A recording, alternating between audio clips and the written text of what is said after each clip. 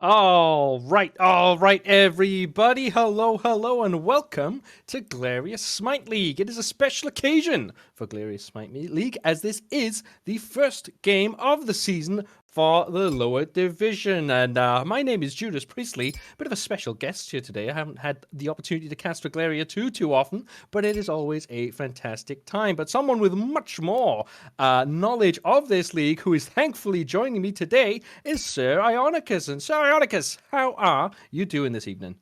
I'm doing great today. I'm very, very happy to be able to cast this first game for Glarious Smite League. It was very, very fun casting for him last season, and it's very, very fun, and especially seeing some familiar names. I'm seeing Alfie on the Fountain Gang, and then on the other side, I got Big. I know the entire team except Cheeto.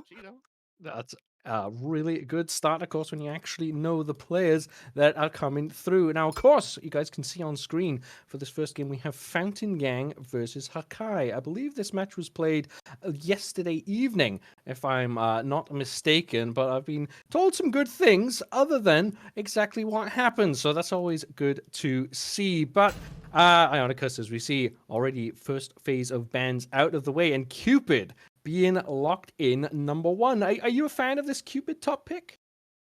Cupid has been strong for a while, very top hunter, and hasn't really received any nerfs. I think you might have received the one nerf, but it was like a small nerf to his minion damage. But it's been very, very strong. And then you especially just you took out all a bunch of the other things on the board, like Baba Yaga that could get away from it, Ravana, Kali can just ult. So very, very good pick. But on the other side, there's Lancelot, who's just stronger. Yeah, Lancelot being very, very popular, more so in the solo lane than the jungle, actually. I was somewhat surprised to see that, especially when Lancelot was new in town and, has received a couple of nerfs in sequence and is getting that little bit worse and worse, but just still seems to be a very prevalent figure. But a particular prevalent figure, who I was about to point out has not yet been banned away, now gets picked up in the Yu Huang in the middle lane. And Cupid, Yu Huang, Xinqian, sorry, Arcus. Fountain Gang's top three is fantastic. I mean, you got Yu Huang, who will literally just not die if he plays his cards right. Cupid, who's going to lock everyone down, and Jing Zhen, who's going to throw everyone into either a Dueling Dragons or a Fields of Love. So very, very strong, just top three from Fountain Gang. I do like the Heimdall into the Cupid. You can just kind of, if Cupid wants to aggress, you just run at him instead. So very, very strong there. Yeah, it's a top three coming out from Hakai that is also similarly strong. Maybe not quite the toppest of top tier gods, but all very strong in their own right and actually do very well into the Fountain Gang's top three. Now, a lot of support based bands coming out from Fountain Gang, meanwhile, solo bands coming out from Hakai. But you ban away multiple solos, you still leave Shiva open. And we haven't seen too much of Shiva in competitive play, but I don't really know why. Shiva's just very, very strong god. He is definitely got his strong points. That early game base damage just makes him one of the best bullies. You've got the strongest CC on two different abilities, and it just hurts a lot early game, especially when you're going tanky build. But the only problem is he kind of weakens out in the late game, like every typical warrior would normally do. But I will have to say, procs that Manticore spikes wonderfully, so damage Yeah, output's that's gonna a be good insane out point. of there.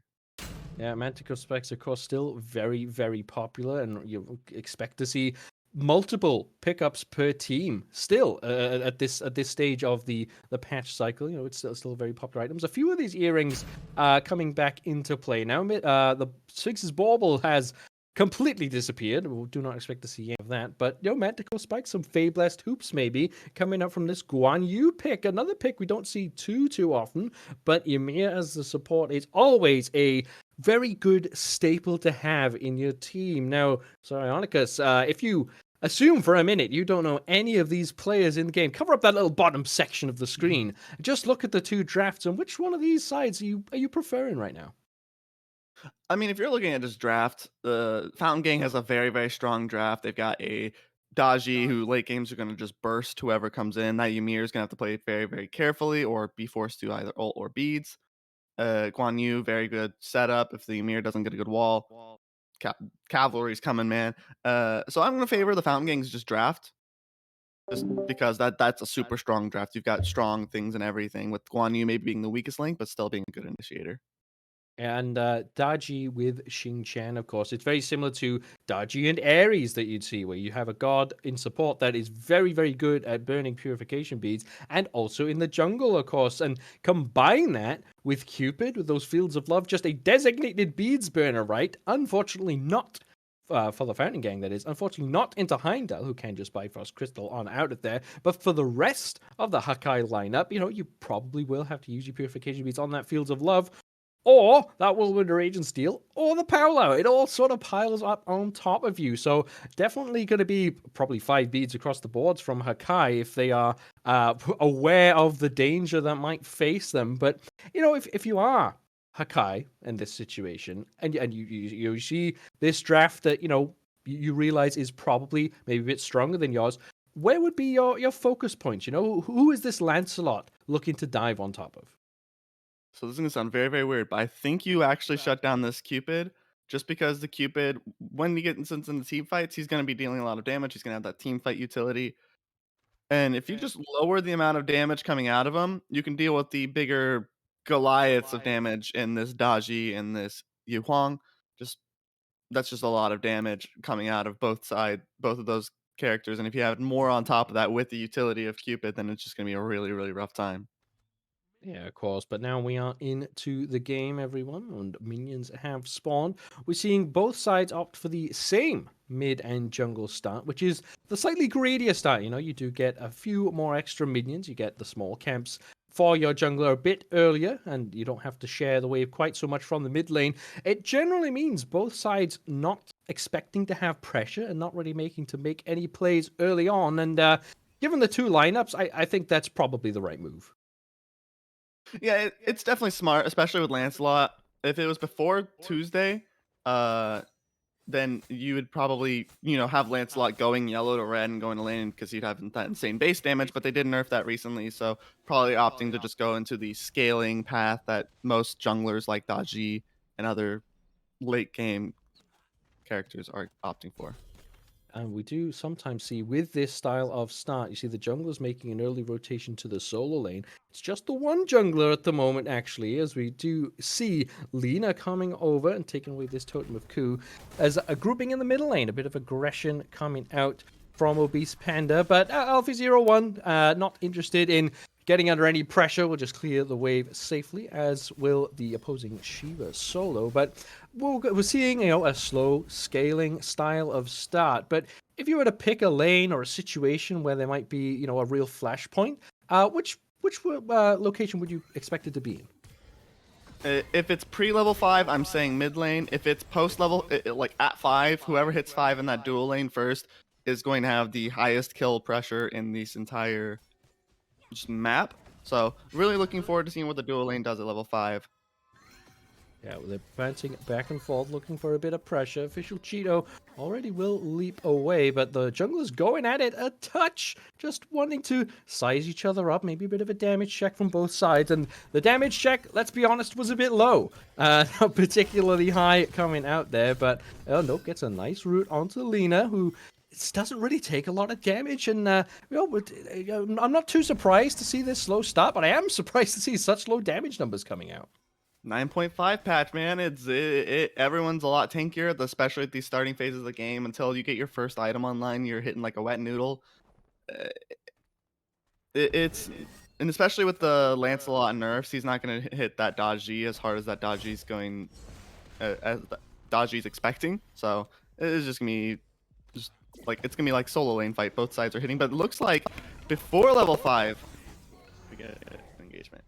Well, the magic shell being hunted, giving chase to Ginger Archer, who will walk on out of there. Didn't have to burn too much there. Got stunned out by the heart bomb, but the Bifrost Crystal just increases the distance just that little bit. Will manage to keep Ginger Archer safe. So still no kill as of yet in this game. No first blood going down. We did see a blue buff invade coming out from Alfie01 in that solo lane. That's always a good little how do you say it? A little mental battle, right? It has a minor impact on the gold lead, of course. It's worth a reasonable amount of gold, but it's more about taking it away from your enemy, right? Just to say, ha, this is my blue buff, and it's not yours. It's also going to make it extremely hard for this Shiva to box now. You got that MP5 on Bluestone, but unfortunately, it's not enough to make up for the fact that you're double casting on every wave to clear it. Uh, the abilities are expensive on Shiva. It is one thing to note on that god that it's not exactly cheap to cast abilities on him. So he's going to have to play it a little bit safe, especially if Guan Yu hits level 5 and decides to aggress on him and he's a bit too far away from tower. Building into the Soul Eater, of course, not in any rush to have too much of an impact on this game is Big Joe, of course. So not too surprising, because both solo laners opting for teleport as well.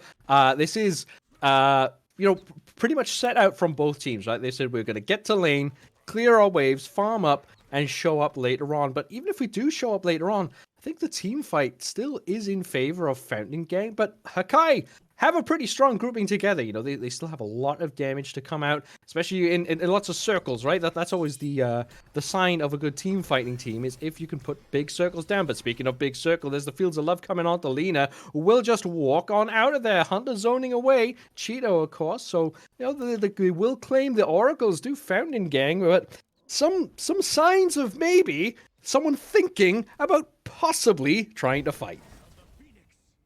Yeah, a good attempt at trying to get a fight. I think it might have been a good attempt to get their beads. Didn't work out, unfortunately, so just Cupid ult fell through, maybe a little bit of damage, but it looks like Taji, you're in a little bit of a dicey spot there. Yeah, steps up for the red buff, which had already fallen down, and official Cheeto firing out some damage over the wall, which Discordia very good at doing, but Alfie01 having to use that cavalry charge out of the Shiva Tendava, and will feel happy enough that they get out alive, but it's not very often we see solo kills in solo lane, but in terms of the early on exchanges between this solo lane, it's 1-0 in favor of Big Joe. Yeah, and Daji's probably just gonna come over here and get some poke, but Commits the not gonna be parallel. able to do much there, just because it is early game Daji. She does have that damage, and there's Lina, so things happen. The ousting lists come through. There's a knock up onto a Beast Panda, but Alpha01 shows back up. Quite low health. Not sure they actually back to base after being forced way under their tower. But both junglers showing up in solo lane. But Vile Blood Mitch on scene earlier. Beast Panda gets frozen out of the 1,000 cuts, but will fall down eventually to Lina, who falls down almost to Big Joe. Sorry, for Alfie01. But now Lina will walk away. Hunter giving chase, misses the hook slam, does not get the ferocious roar. And that is Hakai picking up an early first blood. That was great. Great positioning from Hakai there, just being able to be pushed up, kind of baiting the side of Fountain Gang to kind of want to push for that more damage, especially with with the Lancelot being so low. And Daji fell for the trap, and Vile Blood Mitch came around, froze her. They got the kill, and unfortunately, Jing Chen is just not fast enough to get there in time. Yeah, magic shell, of course, was good enough from Vile Blood Mitch, showing up with just in the nick of time to give that small amount of health, right? It's only a couple of hundred health, but it does make a difference. It will. Well, it literally right then was the difference between a kill and a death, and could have been a 1-for-1, is just a 1 kill in favor of Hakai. So off to a decent start, have farmed up pretty well, have now found themselves with the first slight lead in the game for about 400 gold or so. But what can they do next? Are Hakai going to be the ones looking to put some more pressure on these objectives first, or do you think Fountain Gang will be trying to push the envelope a bit? So I would like to see Fountain Gang. The lead's not that bad. It's like 300 gold, and you can easily change that with the next objective. But I would like to see Fountain Gang. They have the better pressure ultimates, especially if they opt to go for this left side of the map. All their ultimates are in the 2 rotating roles and their duo side. So if they push the fight over there, they'll have 3 really big CC ults, and it should be just really, really strong fight for them. So I'm looking forward to see what Fountain King can do over there. That being said, Hakai also has a really, really strong fight there as well with Disco and Heim, but just maybe not as strong. It's going to be more about who can output more damage at that point for Hakai to win. These little skirmishes in the jungle, of course, as well. It doesn't favor anyone in particular. Fireball Mitch with a whiff on the freeze there, unfortunately. Can't catch Hunter just walking up and doing whatever they feel like. But nope, and Cheeto brawling it out in the middle lane. Hold on, to ruin the party is Lina. Will get blasted away though by those dueling dragons. But Lina will pick up the kill. Second kill off the game. Only Lancelot so far picking up any sort of kills. And again, another good fight for Hakai. That was beautiful. I'm loving Hakai's fights. Right, there's a semblance of just how much they have been practicing and like how much trust they have in each other, just with how they're playing. Like you've got official Cheeto who goes in, does as much damage as possible, and even gets so close that he could get if just one stray Yu Hang ability is going to probably kill him at that point. And then he trusts enough in Lina to come over, do the damage. The dueling dragons was really nice, but unfortunately, Yu Hang kind of just dies because Disco was still up front and able to CC him down. So very strong from Hakai. I'm loving it so far. Yeah, Lino, of course, on this Lancelot, just a bit faster to the party sometimes. That's the benefit of being able to ride a horse, I suppose. You walk a little bit faster than a fox with 9 tails, who will be jumping onto Ginger Archer. Going to put out a lot of damage already with that Trickster Spirit. Ginger Archer takes a ton of damage, but will feel safe enough. However, they are now going to be under some pressure for the next few moments. Cabane, of course, on the Cupid, does have very good kill potential onto a Heimdall. And, they need this health advantage if they're going to make anything happen. But a lot of members of Hakai on the right-hand side of the map. Gold Fury's pretty exposed, actually. But Fountain Gang, unfortunately, don't have the information we do. And they will have to just back away for now. And maybe have a bit of a rethink, because it's not quite happening for them just yet. Yeah, as much as I want to see Fountain Gang pull this first objective, they've lost 2 fights so far, and now that is leading into a little bit more of a gold deficit. There's almost a literal 1k gold lead in favor of Hakai now, which is about a T1 item and some wards. But to be fair, that little bit of stats would help in the fight a little bit more than just having team fight ultimates sometimes. Just because Disco, extra little 5 power, 10 power, Lance, extra 5, 10 power, especially since he's got all the kills. It can turn a fight sometimes, but yeah. And we'll have to see, of course, what they do with this start of a lead. Big Joe getting very aggressive onto Alfie, of course, because they have this freedom. They've got this window where, Lionel on this Lancelot has a level lead, has an item lead at the moment over Obese Panda. So you can feel more confident that if both junglers rotate, your jungler's going to win out, right? You've got that extra little bit of a lead. And while the Hunter is trying to impose themselves on the map and the ward coverage, it looks like Hakai just sort of beating them out at the moment. They've got the Pyromancer warded, plenty of defensive wards, also have wards on the Gold Fury. So right now, Hakai in position to get aggressive, and they try to make it happen, but it's not quite clicking onto Nope just yet. Yeah, unfortunately, you gotta have a really good setup. Like that last fight to take out this Yu Hang, he's gotta have no ultimate, no 3 in particular.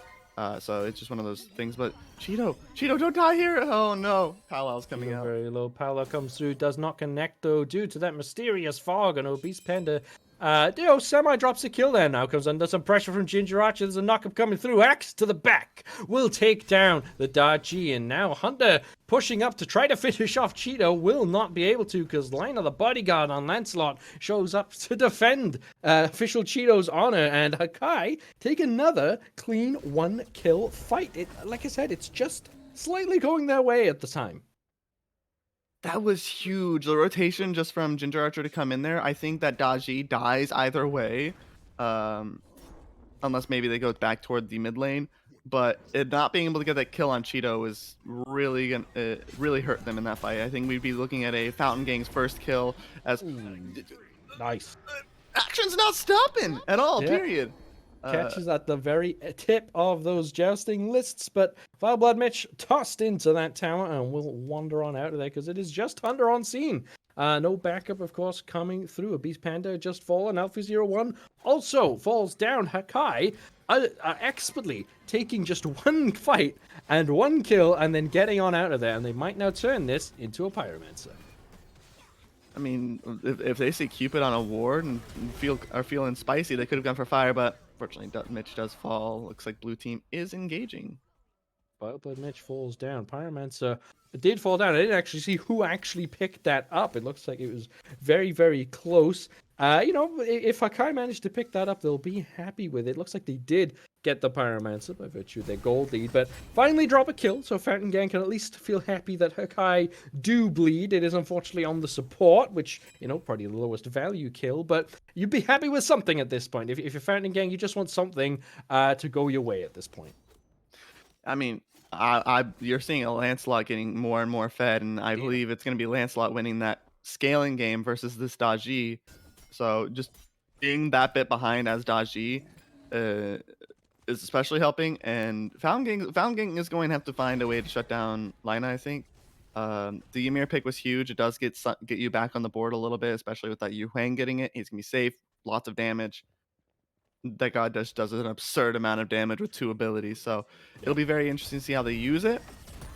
But I think Fountain Gang will need to find a way to get rid of Lina in some fight and just get that shut down as quickly as possible. Yeah, and I think you're right. Fountain Gang have not had the best of it when it's come to these picks. They're not really been team fights. It's been a lot of fighting back and forth, but generally it's been Hakai targeting someone down, Fountain Gang trying to get a pick in response, and it just works out for Hakai every time. And now they also start up the Gold Fury. It's just Hunter on scene for this. This Xing Chan steal attempt is going to be miraculous. There comes the Whirlwind Rage and Steel, but it's a bit too early. Gold Fury still low health. Golden Apple of Discord comes through. Will get sent all the way through the Bifrost, does Hunter. Now the rest of the team showing up, but Hunter already falling down, and Fountain Gang just off the pace right now. You cannot have, like, you just saw Pyromancer drops. It's a little bit early for Fire Giant, so the only objective on the map is this Gold Fury, and Fountain Gang are in their fountain. They're living up to the name and just not showing up for that Gold Fury. And great heads up play by Hakai to notice that people are missing on the map, go for this Gold Fury. I will say Hunter tried his best, but unfortunately you are the support versus 5 members of Hakai, and you're not really going to do much. Bane in a little bit of trouble, has taken the 1v1 against Ginger Archer. No ultimate, of course, for the Heimdall, who will probably fall down. There's an Aegis Hammer to block the Heart Bomb. Cabane will fall down to Ginger Archer. It just turns out that a 2v1 generally goes in favor of the 2.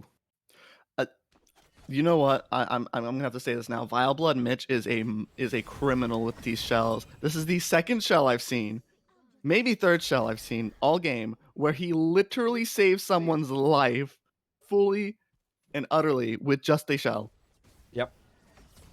And it makes a difference, those little moments where you think you've got a kill and to get it pulled away from you, it really doesn't feel good. But now Official Cheetos used to dash forward aggressively. Obese Panda aware of that fact, but isn't able to give chase. Fireblood Mitch can, though, chasing down Nope, who's already used that Celestial Flight, but Hunter will be in the way to stop any more advancement from Hakai. But with, no major objectives on the map now, it's just towers being pressured. Fountain Gang maybe have some time to catch up, because they've just, like I said, been off the pace so far, and trying to keep up has let them give up some of these objectives relatively cheaply. Maybe now they just need to get some farm, clear their jungle, and try to have an impact in this game, because right now Hakai just doing whatever they feel like. And I'm looking at these fights, and it's gonna be rough for Fountain Gang. I think, as I said before, Lancelot's gonna have to be their target. Lancelot is the strongest powerhouse on the side of Hakai. Obviously, Ginger Archer is gonna do some damage. Shiva is Shiva, just hits hard. So you do have these other aspects, but I think if you don't shut him down, oh no, Ginger. Oh, Cabane picks up the kill. Ginger Archer, you're not supposed to take a fight like that if it's any sort of danger for you. However, kill will go the other way as Nope falls down to Lina. So Hakai, balance out that solo kill there, luckily. But, you don't want to give anything away to Fountain Gang. You've got a 5-0-1. Lancelot, of course, that's a fantastic position for your jungler to be in, no matter the pick, but especially because it's Lancelot. They're very strong, do a ton of damage, and could just end a fight before it's even begun. So don't give the chance to Cabane. You don't need to give this opportunity. Now, of course, Ginger Archer will still feel happy enough. He's got the Executioner online, has the Chin size. This Heimdall will be swinging very, very hard. But, Asi sort of wins out there, Cabane finds the matchup that they wanted. They take a good fight. Despite getting sent through the Bifrost, they get a kill and turn it into a tier 1 tower. So that's a very, very healthy gold swing for Fountain Gang, and probably what they needed to get back into this. I mean, it's looking like both carries of Fountain Gang are getting extra money, both having the 2 kills. So it's definitely helping that their Fountain Gang is getting it. But as you already stated, Hakai giving them these opportunities is gonna be a little bit risky because the entire comp just screams to me, let's facilitate our backline damage. You've got Jing Chen who's gonna throw you with the Whirlwind of Rage and Slam, hook slam you after. You've got the powwow from Daji, all these things we highlighted in the picks and bans. And if Hakai aren't careful, they take like one wrong fight, one fight where it's like Lina just isn't on the horse and gets powwowed, or Whirlwind of Rage Steeled, or Fields of Love. That's just a free objective at that point, because you're gonna either get beads, you're either gonna get the ultimate, or you're gonna get a kill. All very important tools for Of course, Hakai can't take things too easily, and Ginger Usher again getting solo killed by Cabane. That's the sort of too easy that I'm talking about. You can't be giving up these opportunities, and Cabane, full health over there. It's probably going to continue split pushing as the Pyromancer gets started up. It's relatively low health, but Obese Panda on the backside hunting down Cheeto. Dives on top of the Discordia, who dives away in response. But there comes the Paolo in response to the aggression. Vileblood Mitch still holding on to this Pyromancer. It's low health, but it's not low enough. Still very low health. Dueling Dragons confirm it. And Fountain Gang pick up their first objective of the game. Now the fight comes through, but Hunter falls down to Big Joe as Obese Panda falls down to Lina in response. Now Alpha 01 trying to find any more damage, but can't quite connect. Let's get the stun onto Lina, but now needs to be aware that the team is not backing them up anymore. But it's a Guan Yu. Guan Yu will wander on out of there, and Fountain Gang finally take a good fight for themselves and completely negate this gold difference. Yeah, it was just a very, very rough situation. Hakai, I think, was trying to clear had a bit of a miscommunication in the comms there. Some people being like, hey, let's just finish the Pyromancer, and some people being like, hey, let's just get the kills. And it led to this just strange matchup where it's like a 50-50, and Dueling Dragons, he's going to win that duel. I mean, they're dragons. So it was very, very strong on their side. They did lose 2 members afterward, which isn't the nicest thing to see. But being able to get that objective is going to help them a little bit more. It cuts that on top of the solo kills over in left lane. It's basically caught them up to 500 gold behind instead of like the 3k deficit we had before. Actually have a slight lead in experience too. So all of a sudden, like we mentioned, Hakai takes something a little bit too easily. And yeah, Fountain Gang right back on into this. Now the Gold Fury has respawned. So there's definitely an opportunity for one of these teams to take that objective down. And Cabane, you mentioned early on, probably should be the focus of Hakai. Well, they definitely need to be now, because have a kill lead, of course, onto their opposing hunter. Obese Panda, super duper low health, has to go up into the parallel just to buy some time and get some distance. The team comes back to fight with them, though, but there's the Shiva Tendever to put out a lot of damage, and Lina will pick up that kill onto the opposing jungler. Now Hunter gets stunned out by the Heart Bomb and the Golden Apple of Discord, and will get slammed down. A double kill for Lina this time. Lancelot still wreaking havoc as Cabane finally shows up to a team fight, but just a bit too late, and now Hakai look to take the Gold Fury. That was just an awkward spot. You just see like 3-4 members of Hakai just, casually chilling around the Gold Fury, but Lina, no! Cabane. That does get the shutdown. Aegis Hammer a little bit too early. Gets sent through the Bifrost as well. Cabane surely to fall down, but Ginger Archer takes a lot of damage from Nope, and Cabane will finally fall as Alpha 01 now has to retreat. Very low health, and Big Joe finds the shot again. 2-for-1 trade in favor of Hakai, who yet again will start up the Gold Fury. There's a Dueling Dragons not available to Nope, but Nope is still on scene. This Yuhang does do a ton of damage, but so does official Cheeto. But there's Ginger Archer falling down. Vileblood Mitch misses the freeze, gets slammed on. Double kill for Nope now as Yuhang finds some confidence. Hunter shows up to provide some peel and some CC. Official Cheeto does not fall, though, because there's Big Joe swooping in, swiping down Nope. But if you're Nope, you're just happy that Hakai doesn't get the Gold Fury, I think. was a huge defense. You'd already lost the fight, so being like any ability to keep them off of that, maybe turn around some kills, is definitely worth it. It does suck to die there, but I believe that it was just great call from Fountain Gang. It was essentially 5 kills in favor of Hakai for that entire fight, spread out as much as it was. But they don't get the Gold Fury anymore, especially being a Primal Fury, which would help them in later Fire Giants. So that's a huge thing. Plus, you get 2 more kills on this Yu Huang, who, as we just saw, is hitting like a truck. Yeah, really swinging right now is Liner. Did fall down, though, of course, because Cobain, similarly sized truck hitting right back. You know, Cupid, when they finally get these items online, does just a ton of damage in a very, very short amount of time. You know, we saw Liner going for the Dukes, but it didn't matter, actually. They already had a heart bomb on them, which, is, you know, with this Transcendence fully stacked, of course, it does just hit very, very hard. And you know, Gold Fury maybe being considered again by Hakai, so Fountain Gang need to get over there. But if Cobain is on scene, I still gotta say, Fountain Gang are always in these fights, especially now that we've seen Nope finally turn up and really start to have an impact. Yeah, I mean, you've got a Yu Huang, but it looks like Cobain might actually get soloed himself. Nope, never mind, not soloed. The gang's there. That trust from the Hakai team just coming in clutch there. Ginger Archer not being afraid because Lina and Vileblood were just right there to help him. So I know for a fact Ginger Archer was saying that was a solo kill in the comms right about now. But that does set Hakai up for a Gold Fury situation. Tier 1 tower will go the way of Fountain Gangs. They take down that middle lane tower. But being zoned away by Big Joe is Nope and Alpha01. So that's a free Primal Fury. They also get a pick to go with it. They do lose a Tier 1 tower, so I suppose not entirely free, but you'll be happy with the fight not really spilling out there. And finally, Hakai sort of get things back together and start will finally take another clean fight. yeah, it definitely was a very, very clean fight. If Fountain Gang gets this Pyromancer here, it's a very good trade bag. You get the T1 and Pyromancer. I think that's a bit more of a win. The only thing that makes it less of a win is the fact that Oh, Big Joe. Big Joe with a Pyro Steal, and that's a big no coming out from Fountain Gang as they drop another objective, which, like you said, would have been a decent trade, but now all of a sudden, it's not a very good trade at all, and both major objectives on the map fallen down again, going the way of Hakai, who finally regain their 3,000 or so gold lead. I feel like Big Joe's listening to comms as we get so you cannot disrespect that Yu Huang anymore. He just one tap that disco from the looks of it. But yeah, you can't disrespect Hakai there as well.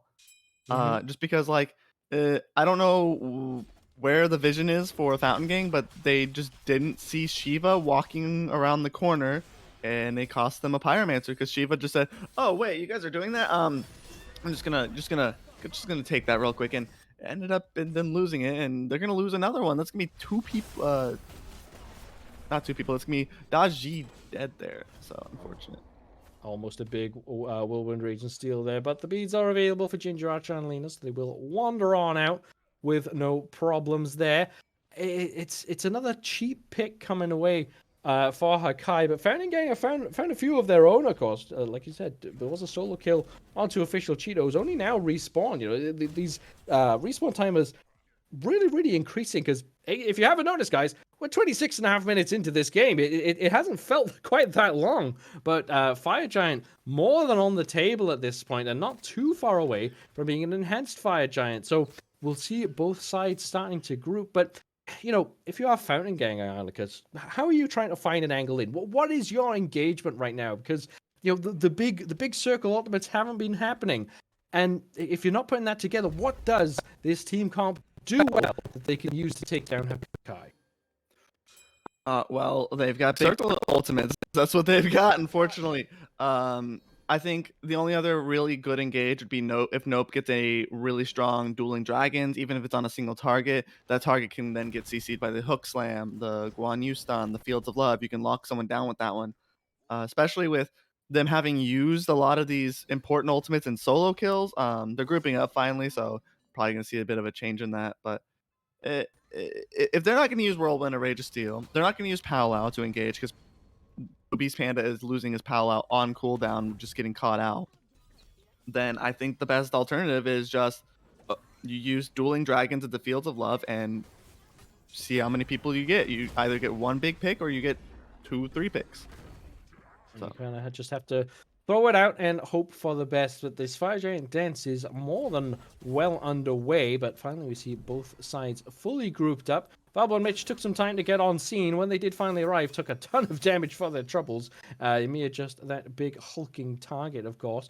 Both teams sought to dissipate away from this Fire Giant. Maybe both sides opting to wait until it's enhanced because nobody wants to commit to it. You know, it is tough to take down a Fire Giant without already winning a team fight. It's oftentimes more risky for the team who started up. And even if you do take the Fire Giant, you still have to come out of the fight afterwards. But now Hakai push forward. Vileblood Mitch starts it up, but starts walking away as well. Kabane being focused on by Big Joe. Official Cheeto on scene eventually, but Big Joe still very low and will fall down. And nope, Paolo comes on through. Won't catch anyone just yet though. But there's Lena, gets stunned out. A lot of damage coming out from Yu Kwang. That takes them down. Vileblood Mitch falls down also. Now Ali01 able to zone away the rest of the backline because there's Ginger Archer falling down. Triple kill for Nope comes through as Official Cheeto last on scene. Only one alive will walk on out of there. The Fire Giant will not be started up yet though because Fountain Gang could take their time. They're going to wait probably until it's an enhanced Fire Giant. And now Ali01 putting out some more damage onto Daji, but Ionicus, that fight went perfectly for Fountain Gang. yeah, big circles, man. Big circles. It was a very well played fight from Fountain Gang. Hakai, having been on the front foot nearly this entire game, I mean, they still have a bit of the lead from that pushing forward. Maybe underestimating how much damage this Yu Huang can do. Again, it's like you've sold your mid laner already. He's freaking like pushed you off of a Gold Fury by killing 2 of you, and you're still not respecting this Yu Huang damage. Fountain Gang, great Fire Giant. You could have waited like 4 seconds, but I mean, you don't know where else a ward is for the TP, and Big Joe has already stolen something, so you don't want to risk that. But I believe, right, that these fights are coming down to Hakai just running it down and not respecting that this Yu Huang hurts a lot.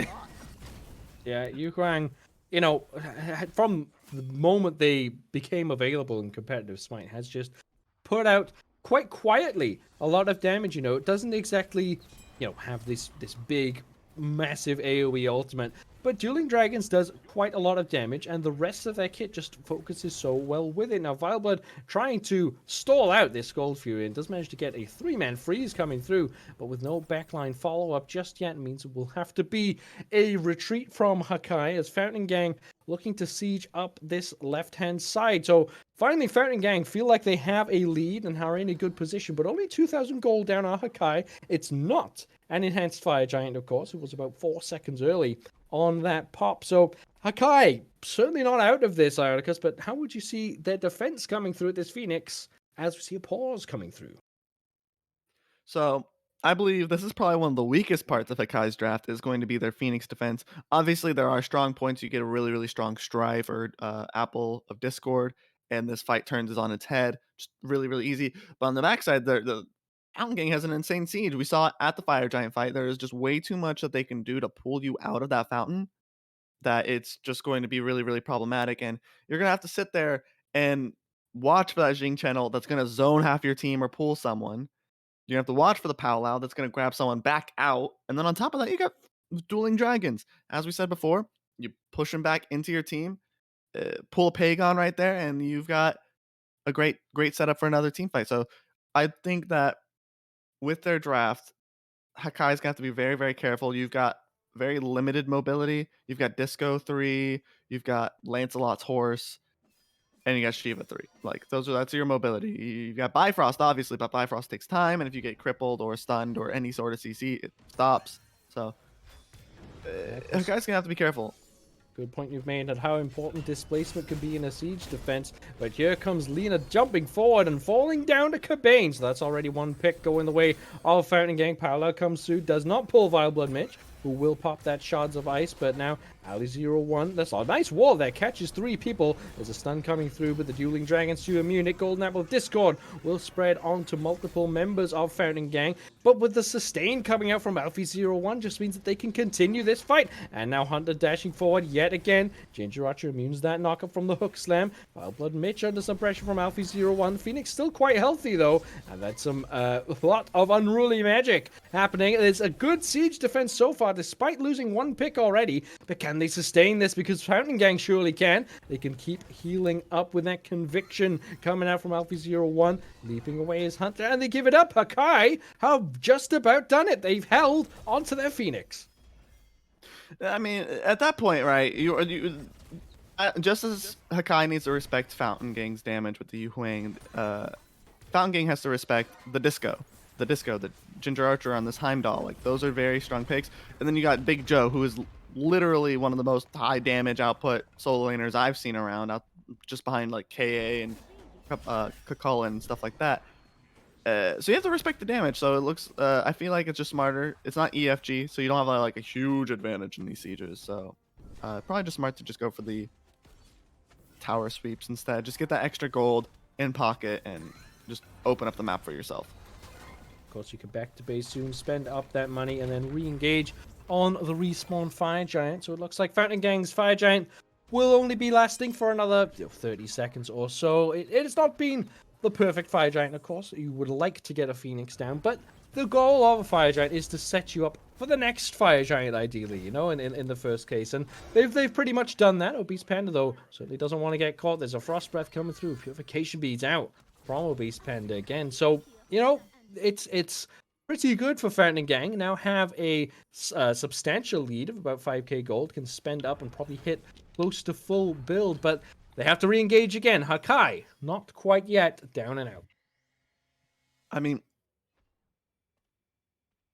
you have to just like, the thing is, we were talking about in the picks and bans. We've been talking about all game. There's just a lot of team fight in Fountain Gang's draft. It's going to be very, very good for him, and has been proving very, very good for him. Just being able to do that. I believe in this next fight, right? Lina has been playing these team fights like it's been laning phase, and just kind of running in all alone with a full damage build without Shiva. And to be fair, Lina's been going in when Shiva goes in, but Big Joe's just disappearing. His health bar is disappearing anytime he goes in. Just Yu Huang, Cupid, Daji, just way too much damage for him to just take. And and they fall. Oh, Alfie 01 dashes in and it ends up killing off Obese Panda. So that's an early pick for Hakai. Now, note, being chased down by Lina. There's the Dueling Dragons, not going to CC this Lancelot, though, who's dashing further and further forward. And now gets another kill in this fight. Now, Hunter being targeted out. Nice wall there from Vileblood Mitch means Ginger Archer gets the 3rd kill of this fight. And just in a blink of an eye, Hakai takedown 3 right as the Fire Giant lands down. That was a super heads up play by Hakai there, seeing just Obese Panda yet again. Problem we haven't really put any note toward, being caught out of position. It is the weakness of Fountain Gang, is just this Daji being pushed out of position, and Hakai perfectly take advantage of it. Nope is a little bit too far extended. They also see the Cupid on the other side of the map clearing waves. So 3 really, really strong just go buttons for you, and they do it flawlessly. They get 3 picks. EFG, this game, if Fountain Gang isn't careful, is going to turn on its head like almost immediately.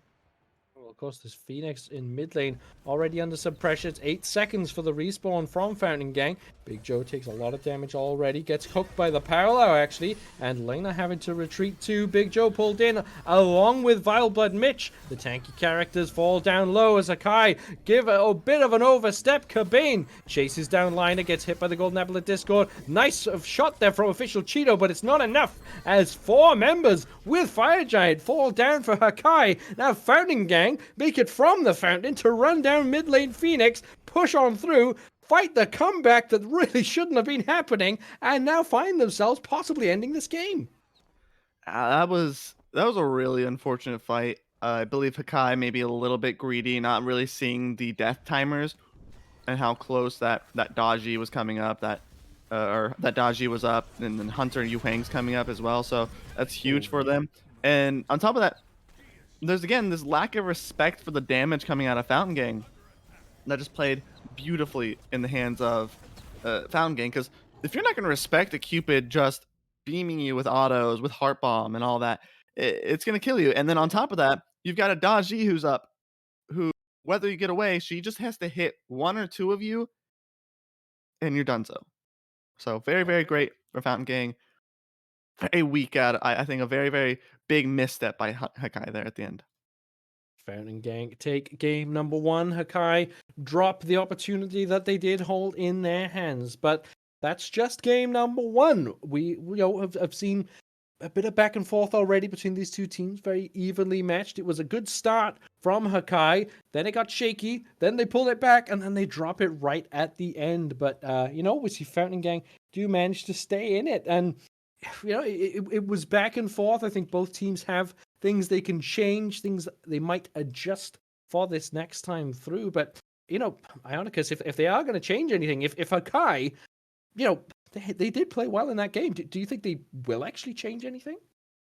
So I'm looking at their draft right, and obviously there's some great things to say. You've got really good pick potential. Just the Shiva, Lancelot, Ymir. This entire comp speaks to me pick. But I think that if you're going into a comp that is just pure going to beat you out in every team fight, you need to play more to the strengths of your pick comp and be careful not to just run it down, especially if you we saw in that last fight, EFG came up. They got EFG after getting 3 picks, and then they immediately ran it down. They had this confidence that they couldn't be toppled and that they were gonna win the game, and they didn't respect Fountain Gang. So I believe that one thing, whether they change draft or not, is they need to change respect on how much respecting this damage from these other sides, especially if they've got huge team fight ultimates like Dueling Dragons, Fields of Love, Pow Lao, Whirlwind of Rage of Steel. Like that's where there's way too much team fight there, and you got to respect it. Yeah, well, we'll have to see how much Hakai do respect it. That is the end of game one, of course. We will be heading to a very short break, and then we'll be coming back for game number two. But please do not go anywhere. This is, of course, a Glorious Smite League, and we will be back in a short while.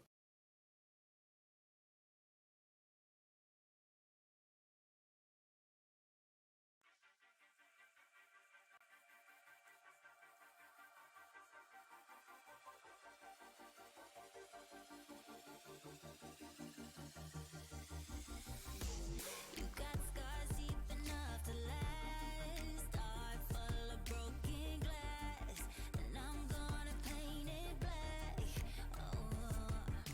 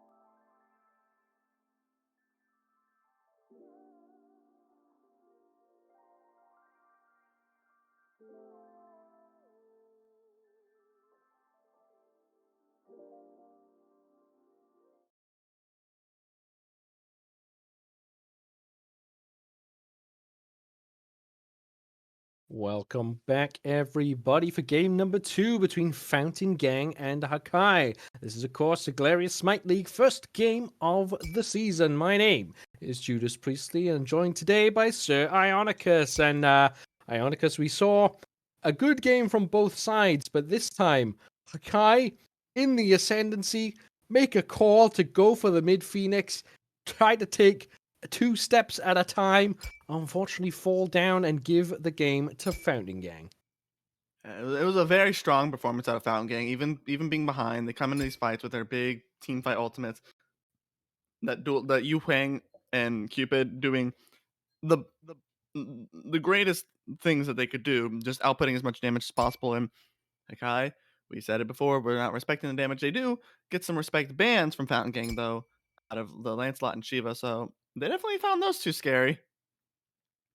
Yeah, already seeing Lancelot Shiva banned out is completely understandable because that is where there was some good early strength for Hakai. But the Cupid being top picked again, I questioned it in the first round of picks and bans, but having seen how Cobain played it, it clearly worked out well for them, even having it been slightly counterpicked. But this time, Yaji Yu Huang go in the way of Hakai and wanted to steal a couple elements from the opposing team's draft, it seems. Yeah, well, I mean, why ban it when you can just pick it up on the back end? That Cupid was a pivotal proponent for him. So if I was Fountain Gang, I'm picking Cupid. I'm picking you or Yu Hang first pick, just because both of those gods had a strong performance. And then on the other side, Hakai planning for it, and you'd be like, all right, we're gonna get the other two that made it really, really good performance. So very strong first 2 picks from Hakai. And Fountain Gang though is still looking scary. That's a lot of team fight I'm seeing again. Yeah, more big circles, of course, and the Geb pick coming through. It's a pick that is always popular, right? Geb is always a useful support to have, but it's a very passive support, right? You're generally saying, I'm not going to be looking to fight too much. I just want to protect my backliners, which is interesting when you don't have the other backliner picked up yet. Obviously, we are assuming that is Cobain picking up the Cupid in the Hunter role, but no mid mage yet locked in for Fountain Gang. Meanwhile, on the other side, Hakai drafting Cabrakan, possibly for the support, probably for the solo lane, says the complete opposite to Geb, right? Cabrakan is an in-your-face, I'm going to be the worst nightmare you're going to see on this map, and I don't care about you or anything you want to do. And that's just what Cabrakan does. And, I expect to see it in the solo lane, but we may see it support, like I said. I mean, solo or support, that is going to be a bane to this Cupid. Cupid just being a really strong counter to him, you lock him into that tectonic shift, and where's he going to go? He's going to have to dash through you toward your team to get any value out, especially if you're tremoring him or stunning him in there. It was a really, really rough matchup for the Cupid, and glad to see Hakai picking more of a team fight draft that is specifically trying to shut down some backliners here. And that's respect, right? Exactly what you're talking about. Respecting the team from Fountain Gang, picking this Cabrakan to counter the Cupid. Also does pretty well into Geb, I should add. There's not many things that stop a rollout, but a big tectonic shift can do that. And yet again, Hakai drafting the Heimdall coming through. Just a very good pick into Cupid, of course. So you've got to feel happy with that if you are Ginger Archer, who did totally fine in lane until they started giving up a couple of solo kills. But Heimdall overall does have a good matchup into Cupid, so I'm not surprised to see it again. But Persephone being locked in, a god who sort of swings in and out of the meta, but a very good artillery mage, provides a lot of control. Actually has a very similar ult to the Fields of Love with that Grasp of Death. It is a big circle, holds people together, and allows for your team to just follow up and put some crazy damage out, which Cucullin does very well. And Fountain Gang, again, drafting a really good team fight based draft. I mean, again, you have the super strong team fight. You've got your engage this time is either going to be a Blink Gabble, or if you're wanting to use your solo laners, the engage, you're using Blink Colonel, or you even just get those grasping vines, just shotgun it into a random hallway in the jungle, and then that's your start for the fight. Throw Fields of Love, Gabble, Kakalin, Rattle. You have all these super strong proponents. And I'm going to say this now. I don't like the Heimdall pick here again. I don't like them reprising. Last game, it was fine. The most that was going to stop you was either an ultimate or hook slam. there wasn't much else that was going to stop you from teleporting here. You've got Rat Stun, you've got Geb Knockup and ult, you've got Cupid Heart Bomb if it goes off before you teleport, and ult, Colin, Persephone. No, not less Persephone, but still, you have all these proponents to stop him. So it's gonna be very, very. Uh, Ginger Archer's gonna have to play a lot safer than he did last game, I think, going into this one. But uh, the Achilles, not a bad pickup. It definitely solidifies that Gattaca Bracken support instead of a solo. And I believe that Hakai has more team fight here, but if I'm still looking at drafts and just names again, I'm looking at Fountain Gang again, which is a little bit saddening, just because Hakai had some really, really good performances, but Fountain Gang is just on top here. What I will give to credit of the Hakai draft is you almost expect a, how do I say it, a scrappy fight to almost always go the way of Hakai. You know, when they are causing some chaos, leaping around the map, you know, Achilles does that well, just picking off people. Similar to Daji, you know, that's what Daji wants to do, get in the faces of the enemies or catch some unawares. And, you know, if you can sneak in with Daji, get a big burst of damage out, then you're already pretty set for a team fight if you're fighting a backliner who's already lost 70% of their health. But we are into the game, of course. You know, Fountain Gang yet again on the order side with Hakai on the chaos side as Nope plants a couple of seeds in that mid lane just to prep up themselves for this early stages. And I think, again, we're seeing both sides go for the same red to speed start. So neither side, Ionica's looking to get aggressive early on. It's very, very just typical. Again, you have scaling junglers. In this case, you've got Daji, Lion on Daji. I will say it's a little weird seeing Rat because Rat wants that early pressure, but it's generally he's going to hit 5 faster. And something that I've been noticing is a lot of junglers want to go for that Totem of Coup, get that early gold and mana regen. So it's just a strong start. But I kind of want to touch back on the thing you were talking about before with Hakai and being a very strong pick comp, and I'm gonna have to say I agree with you on that one. And it's basically what they had last game, except stronger because you get Kabrak and Tectonic Shift. You've got Paolo. You've got the fatal strike out of Achilles just to you're low. Let me just execute you. Yeah, So- exactly. And I expect to see a lot of that, you know. These picks coming out from Hakai is how they started the previous game, and it went very, very well for them. Even towards the end of the game, you know, it was just as we got to the very late game team fights that they started to struggle a touch. But now we'll see in this duel lane, you know, probably a bit of a stalemate in terms of pressure, as Cupid is quite a good pressure god, but similarly so is Kabrakan. Clears the way very fast, but Lena, with a nice angle onto Obese Panda, will try to go forward, but not willing to commit too hard yet, as official cheat on this Yu Hang. Not the most fast starting mid laner, of course. Yu Hang takes a bit of time to really get the damage online. I mean, it's gonna be damage, but I do agree. Yu Huang, scaling mid laner, definitely gonna struggle a little bit in these early phases, especially with Persephone. You place down a few plants and you just throw them at the wave, and there's your wave clear.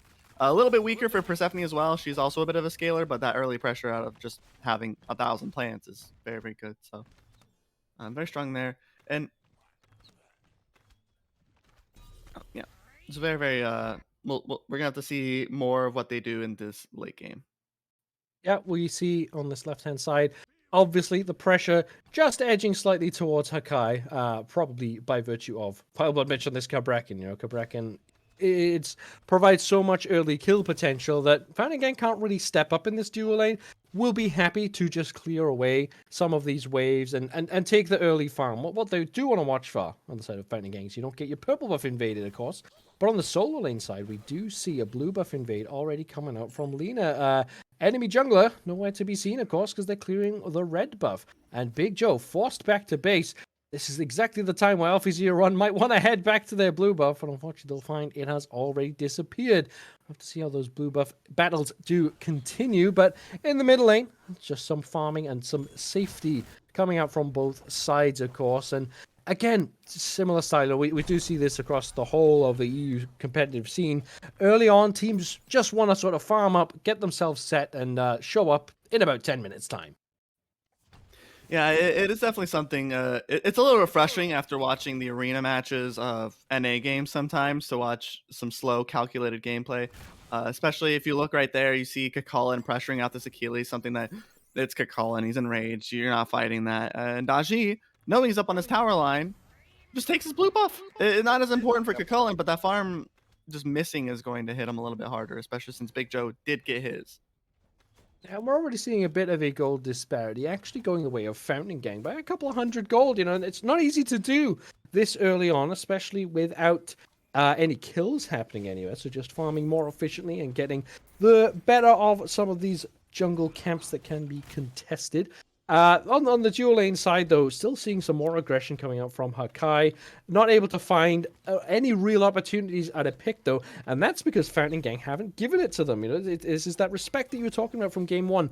They're just, sizing up Fountain Gang rather than trying to get over themselves a bit. But now Hunter steps up just too far forward. Lena's approaching, but a nice Earth Shield keeps Hunter safe for quite some time. There's a rollout coming through. Does get blocked though by Lena, but taking a ton of damage from the fire coming out from Cabane. And now Obese Panda on scene. Darts forward, but gets pushed away. But Lena will fall down eventually through the Cosmos. Goes Obese Panda, trying to find an angle onto a Ginger Archer. Burns the Purification Beast, trying to find a pick onto anyone they can. Swings out some axes, but it will not be enough. Fields of Love comes down onto Vile Blood Mitch, who has nowhere to go. Cataclysm as well, just for good measure, and a huge 3-kill swing in the first 5 minutes for Fountain Gang.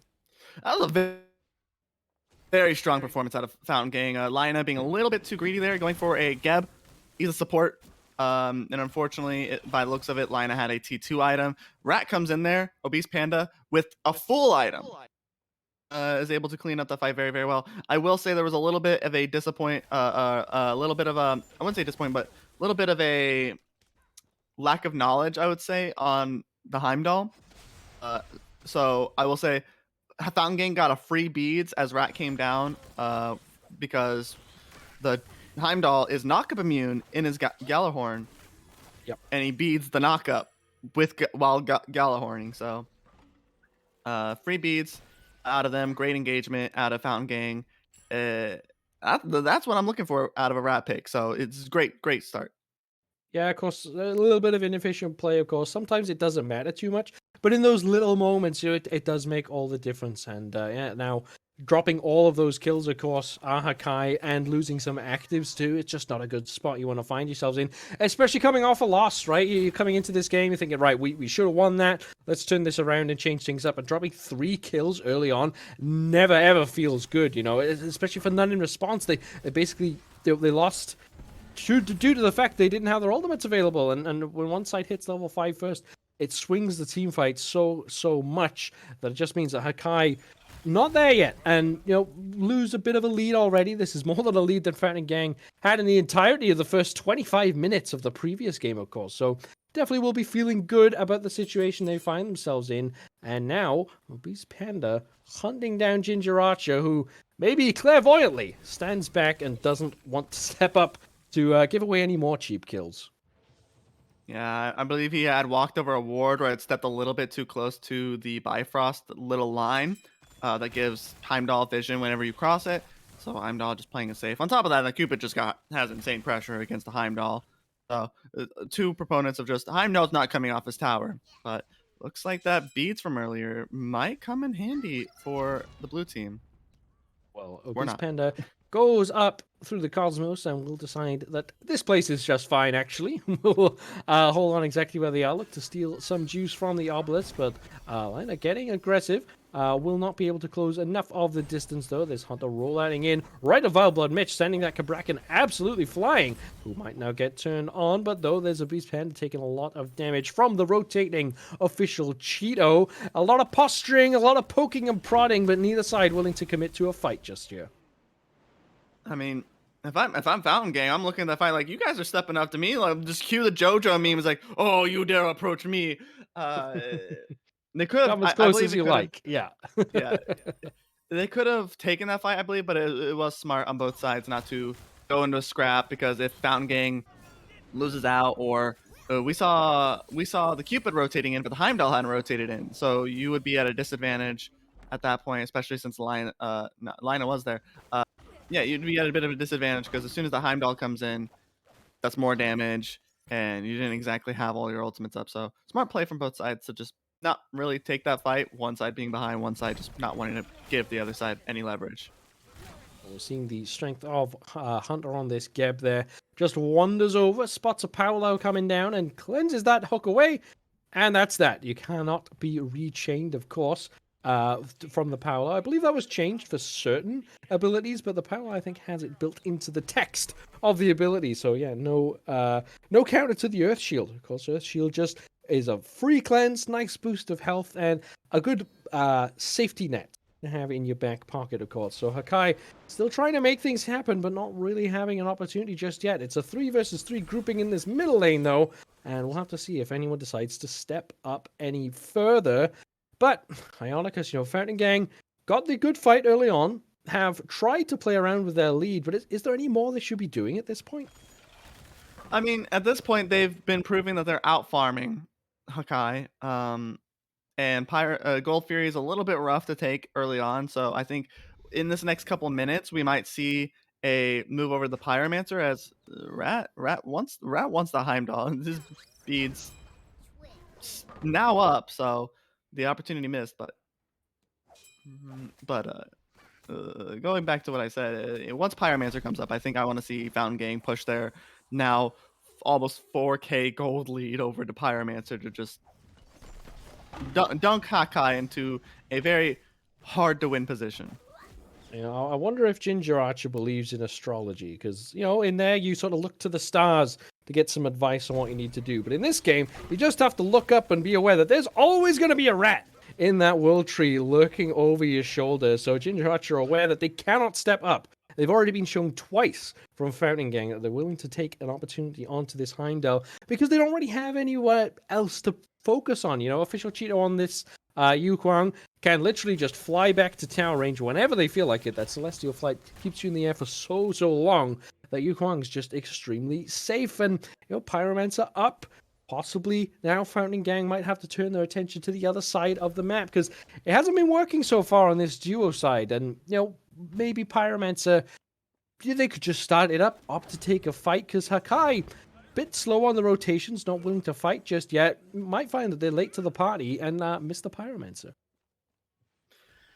Yeah, I mean, I will say if Hakai is going to make a play, it'll probably be around this Pyromancer because we saw last game that Hakai very heads up on objectives. So like whether they start it or whether or not they show up to it, it'll be more likely that there will be a defense of the objective for it. Yeah. Sorry, it took me a moment to think of the words, but Gold Fury looks to be what they're looking at, maybe. Or a Good Heimdall. wall coverage for Hakai, and yeah, Heimdall surely the target yet again. Cabane pushing this Heimdall further and further under tower, but now through the cosmos might be coming through. There's the Galahorn. A knock up from Hunter says, I will take that kill, thank you very much. And but there is the police coming through. Big rotation comes out. Liner puts out a lot of damage, but there's the dueling dragons onto Obese Panda. Takes down that enemy jungler, but the Paolo not quickly enough because Cabane will get the heart bomb detonation onto Liner. A lot of damage coming out from Yu Huang. Hunter low health. You have to burst through those walls coming through from Vile Blood Mitch. But overall, it's a 2-for-1 trade in favor of Fountain Gang, who are now taking their sights onto the Gold Fury. That was very strong.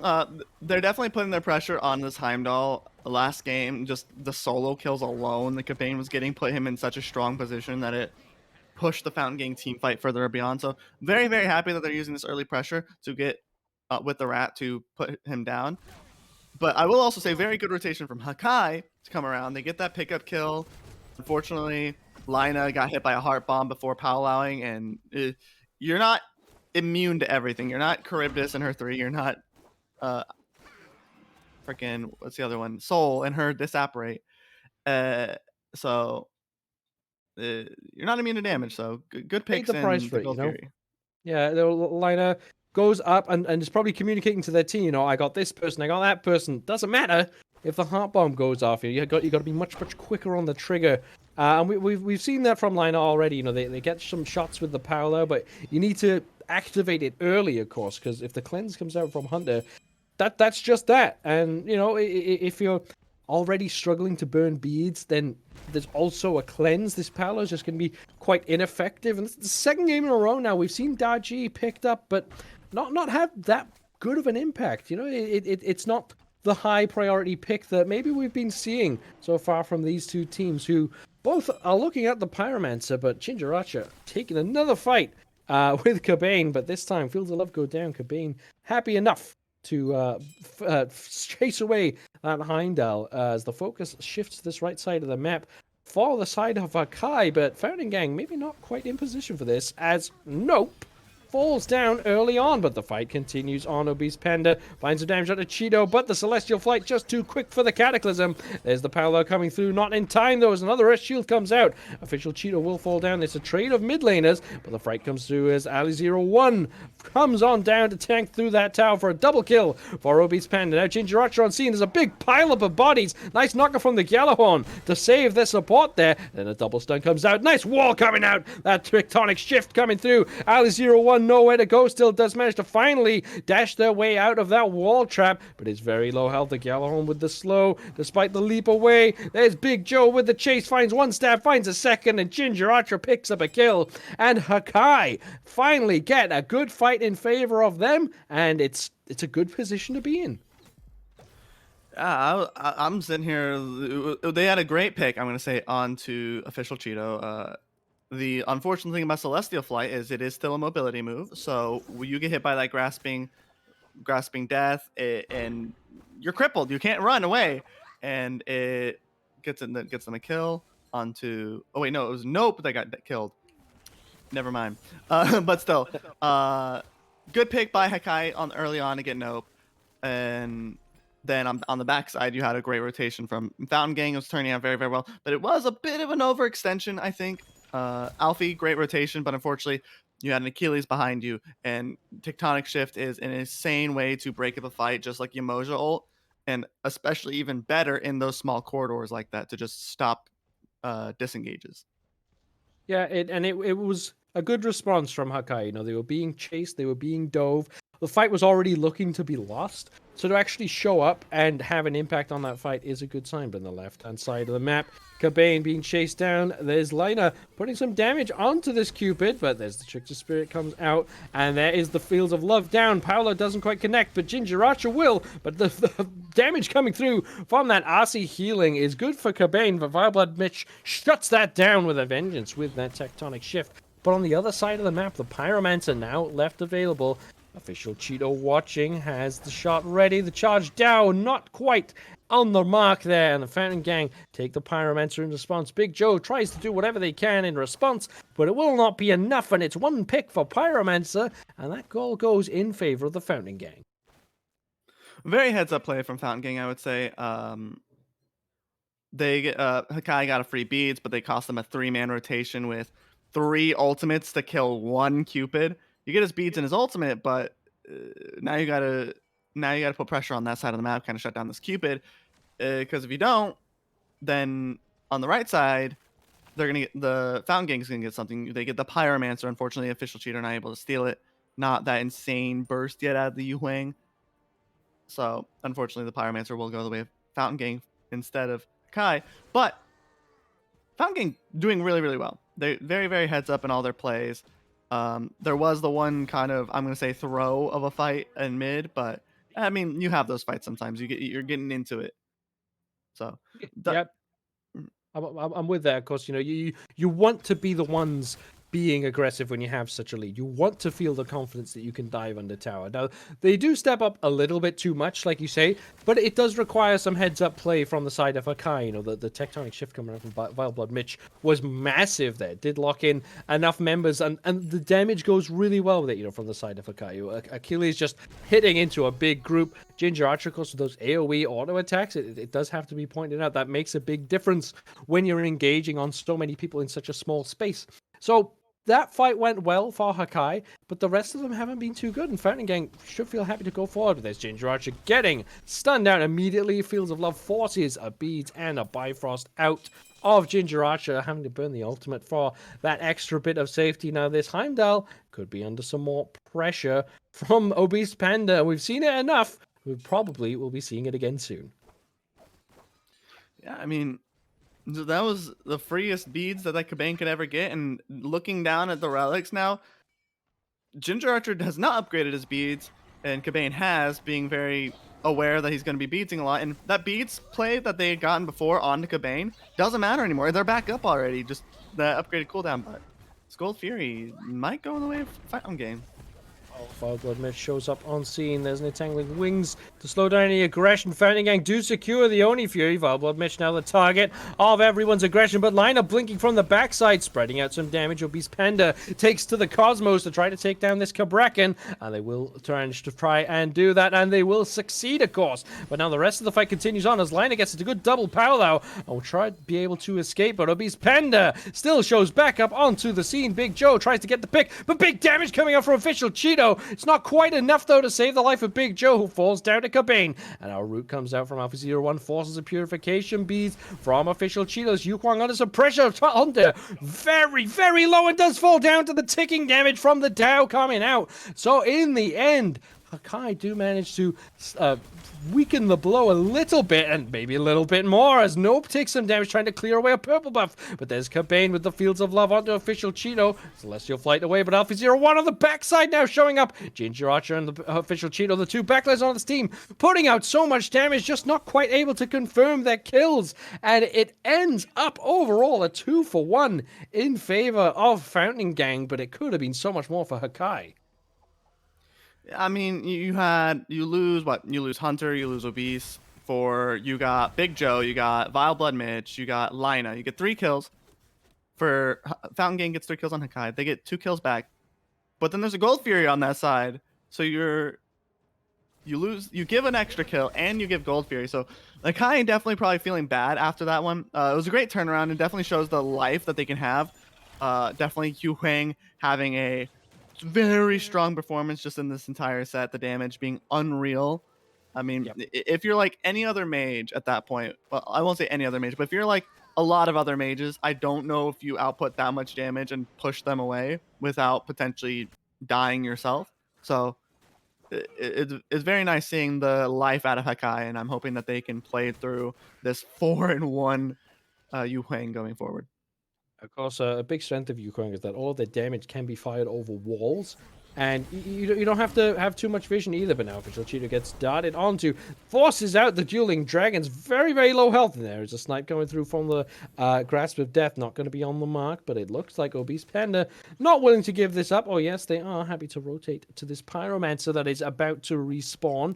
So a good play from Fountain Gang. They get a almost pick, almost a TKO style. And now we'll look for the objective, but Cabane quite far away on the left-hand side of the map. It's just Ali 01 zoning as Obese Panda now shows up, but they opted to take the fight instead as Obese Panda, very low health, will fall down. Paolo comes up from Lina, double hook already, looks for another, but doesn't need it as they already get 2, and that's a nice tectonic shift coming through.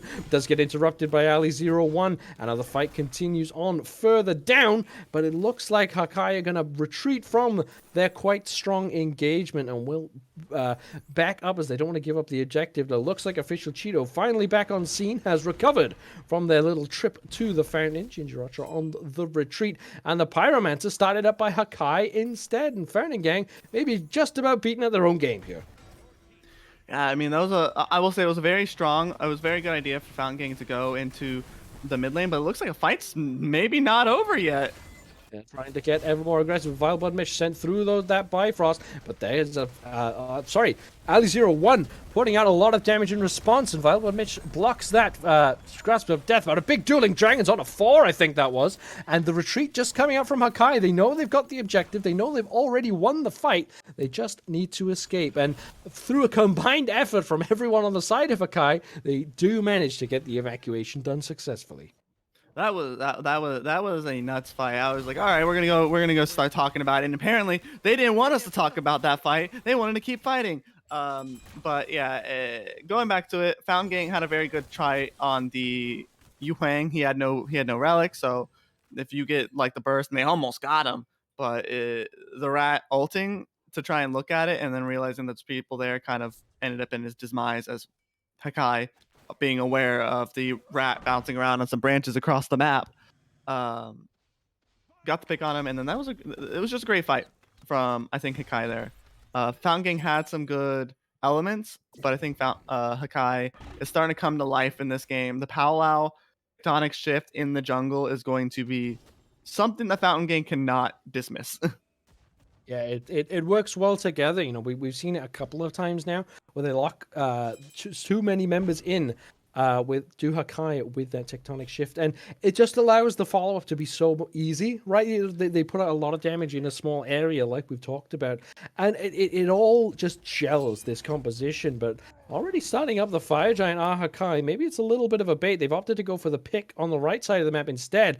As the rest of Fountain Gang show on up, Ginger Archer walking over slowly. There's Alfie01 pulled into so many abilities there and will eventually fall down to official Cheeto with those dueling dragons. Now Cabane being chased down by Big Joe, but Cabane does a lot of damage themselves. Hunter now on the retreat. They're focusing down one target at a time. Hakai, and now getting spotted out in the jungle is Obese Panda, but a big stun coming through. Triple Cataclysm on the right-hand side of the map. As Vile Blood Mitch now half health has to get on out of there. This tanky Cabrakan can't take too much more, but Obese Panda blinking onto Ginger Archer. That's found the angle onto the backline they were looking for, but will fall down to Lina instead. Can't get through the Cosmos in time. And now Fountain Gang have dropped 2 kills in this very extended engagement. I might be dropping some more too, but Lina takes a huge amount of damage, has to retreat on out. But there is the execute coming through. Fatal strike from Big Joe takes down the Hunter, and Hakai make eyes for the Fire Giant. And that fight is really, really great for Hakai. One, because they get you back in the game now. Like, you're still at a 5k deficit. Oh no. You're still at a 5k deficit. All right, kill in response, no pass to retreat. Ali01 back on scene. Maybe not quite looking so healthy now. These health bars of Hakai have lost a big damage dealer, of course. Looks like the fight will now start to dissipate, but still looking for these picks over the walls. Official Cheeto putting out so much damage in these fights, but they've taken a bit too long and will be giving up this opportunity at the Fire Giant, and Fountain Gang live to fight on for another dance. And I'm just gonna say these teams are brawling, and now we're like, okay, early game, we're gonna just see them farm. We won't see them for 10 minutes. Since 10 minutes, they've done nothing but brawl. Anytime these objectives are up, so it's nice to see. I will say that this pick-based comp that Hakai has is kind of working out in their favor now. As was said earlier, it is a stronger version of what they wanted to do last game, and Alfie's just off on his own. They did use 3 ultimates, so I was expecting Fountain Gang to be able to do something out of it, but it does look like that they're just gonna put the gas. I mean, that's a really aggressive. Just there's a Phantom Shell for no reason. Well, not for no reason, but that's huge because just the cooldown that Cabrakan has, even with 0% CDR, that ultimate will be up long before that shell will be up. So there's an opportunity for this tectonic shift to have another big impact on the game. So the Fire Giant dance recommences as both teams looking to make their way over. It looks like Hakai have had the better plan so far. They managed to find a pick early on, and they've done that a couple of times now of these Fire Giant dances. They've been the better team when it comes to just finding someone out of position and taking an opportunity.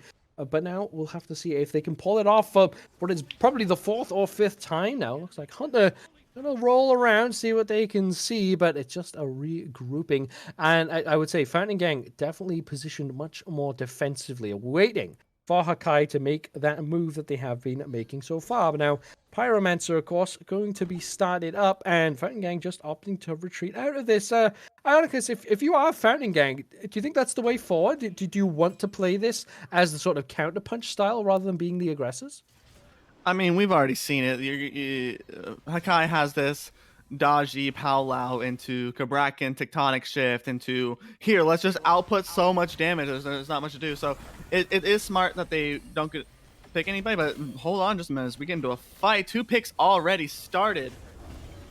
I take down already 2, but they get a 3rd with Obese Panda finding a pick of their own. They do take down this Daji yet again, but late to the party with Fountain Gang. They sort of considered aggressing onto this Fire Giant, but couldn't commit very far. Fire Giant half health, Alfie01 looking to put some pressure on the backliners and the tank. Vital Mitch, low health, of course, gets knocked up by the Fire Giant, takes a ton of damage. Alfie01 gets sent through the Bifrost. Now, can they burn this Fire Giant before the steel comes back from Alfie01? But the Kukulkan back on scene to take down the Kabrak, and the Fire Giant does fall down to Hakai. Official Cheeto gets rooted out, but not willing to aggress anymore as Alfie01. They manage to finally get this objective, but they do drop a couple of kills for it, and it could have been so much more worth it for them, but it's still a good pickup. Yeah, I mean, it's still FG in the end of the day. Unfortunately, you got it on one of your tanks, you got it on both your backliners. Very, very strong to have that, especially on the ADC, the most important member, I would say. I will say, Alfie did a very good job making sure that he was going to get a kill on someone. He was already thrown to Niflheim and back, and unfortunately, you're not going to have much of a chance of Kabrakan just CCing you down to kill the other two. So, makes sure that Vile Blood can't get the kill. Opens up a good Primal Fury for Fountain Gang. They're going to take an objective, get a bit more gold in the pocket. They still have a gold lead, actually, do Fighting Gang. Despite losing the Fire Giant and being down in kills, they still are up about 2,000 gold. Now, I do expect that to swing the other way, as we'll see Hakai siege up and push down a few of these towers. But some passive play coming out from Fountain Gang, which is somewhat understandable, given that you have picked the Geb and Kukulkan, who aren't the best initiators, but you do need to make something happen, because if you do play Smite too passively, you just get left behind. And Hakai, all right, it wasn't the cleanest. They do only have Fire Giant onto 3 members, but now sieging up on this left-hand side, and a sort of semi-defense from Fountain Gang, who as they show a bit of presence, as this tier 2 tower will fall down on the left-hand side. But no real commitment from either team just yet. Big Joe gets stunned out by the Heart Bomb of Cobain, firing away these shots, but this Cupid putting out a lot of damage, but hard to take anyone down too quickly. And it's just got to be a patient game now from Fountain Gang. You're going to lose most, if not all, of your towers. You're going to be playing this defensive style, but can Fountain Gang make this counter-punch style work? I believe, right, if you're a Fountain Gang here, you cannot have any one person separated from you. Not even Obese Panda, I don't think. Like, if Obese Panda is separated, it is going to be off onto a side. You make sure you have vision there, like just vision aplenty. Like, make sure they don't have vision, you have vision, because one person alone is going to get caught. As the fight is starting to break out now.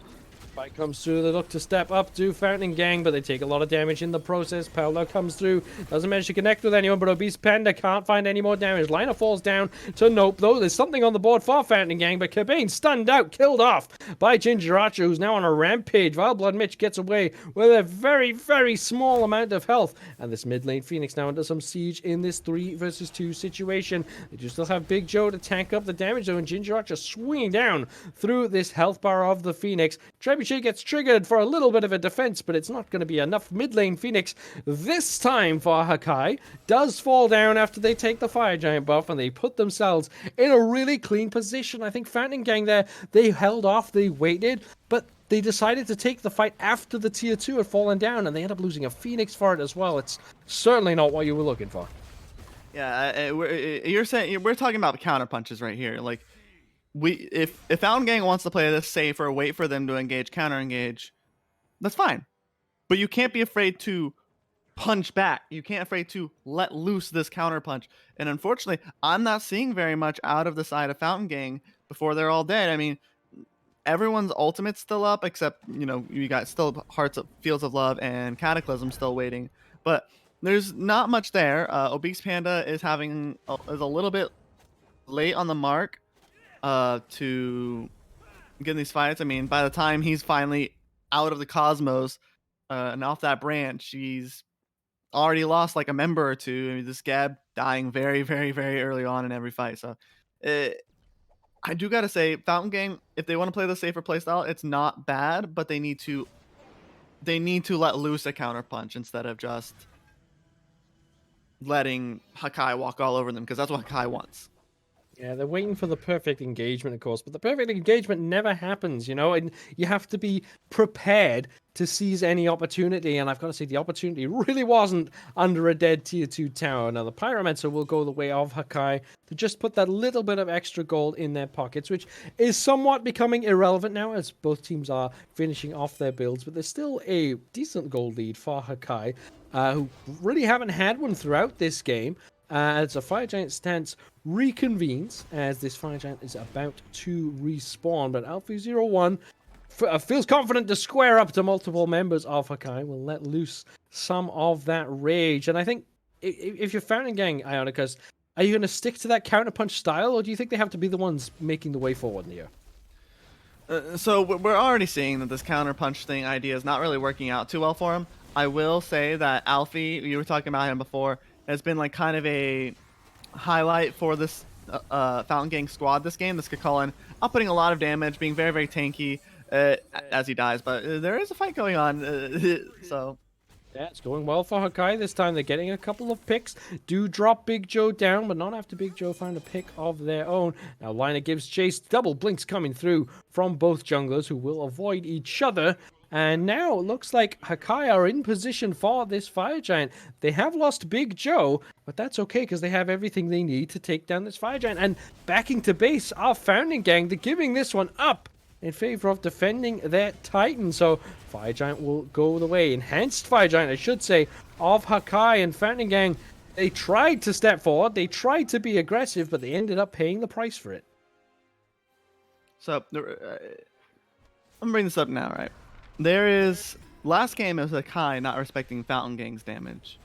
Now it's the other way around, where Fountain Gang is just walking into this Heimdall, and... We saw it on Alfie there.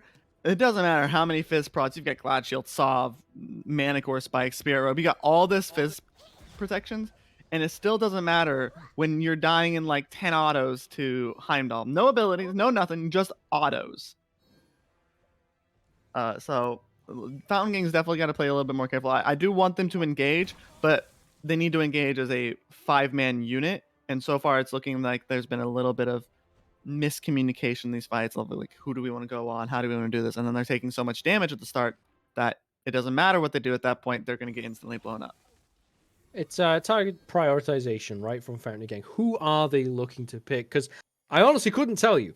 I couldn't tell you where the focus has been of Fountain Gang yet through this game. They've done a good job of killing off Lina after they've aggressed into these fights, but that's almost too late, right? If Daji has the chance to get in, put out some damage, get up into the parallel, it just takes so long to actually take this pick down.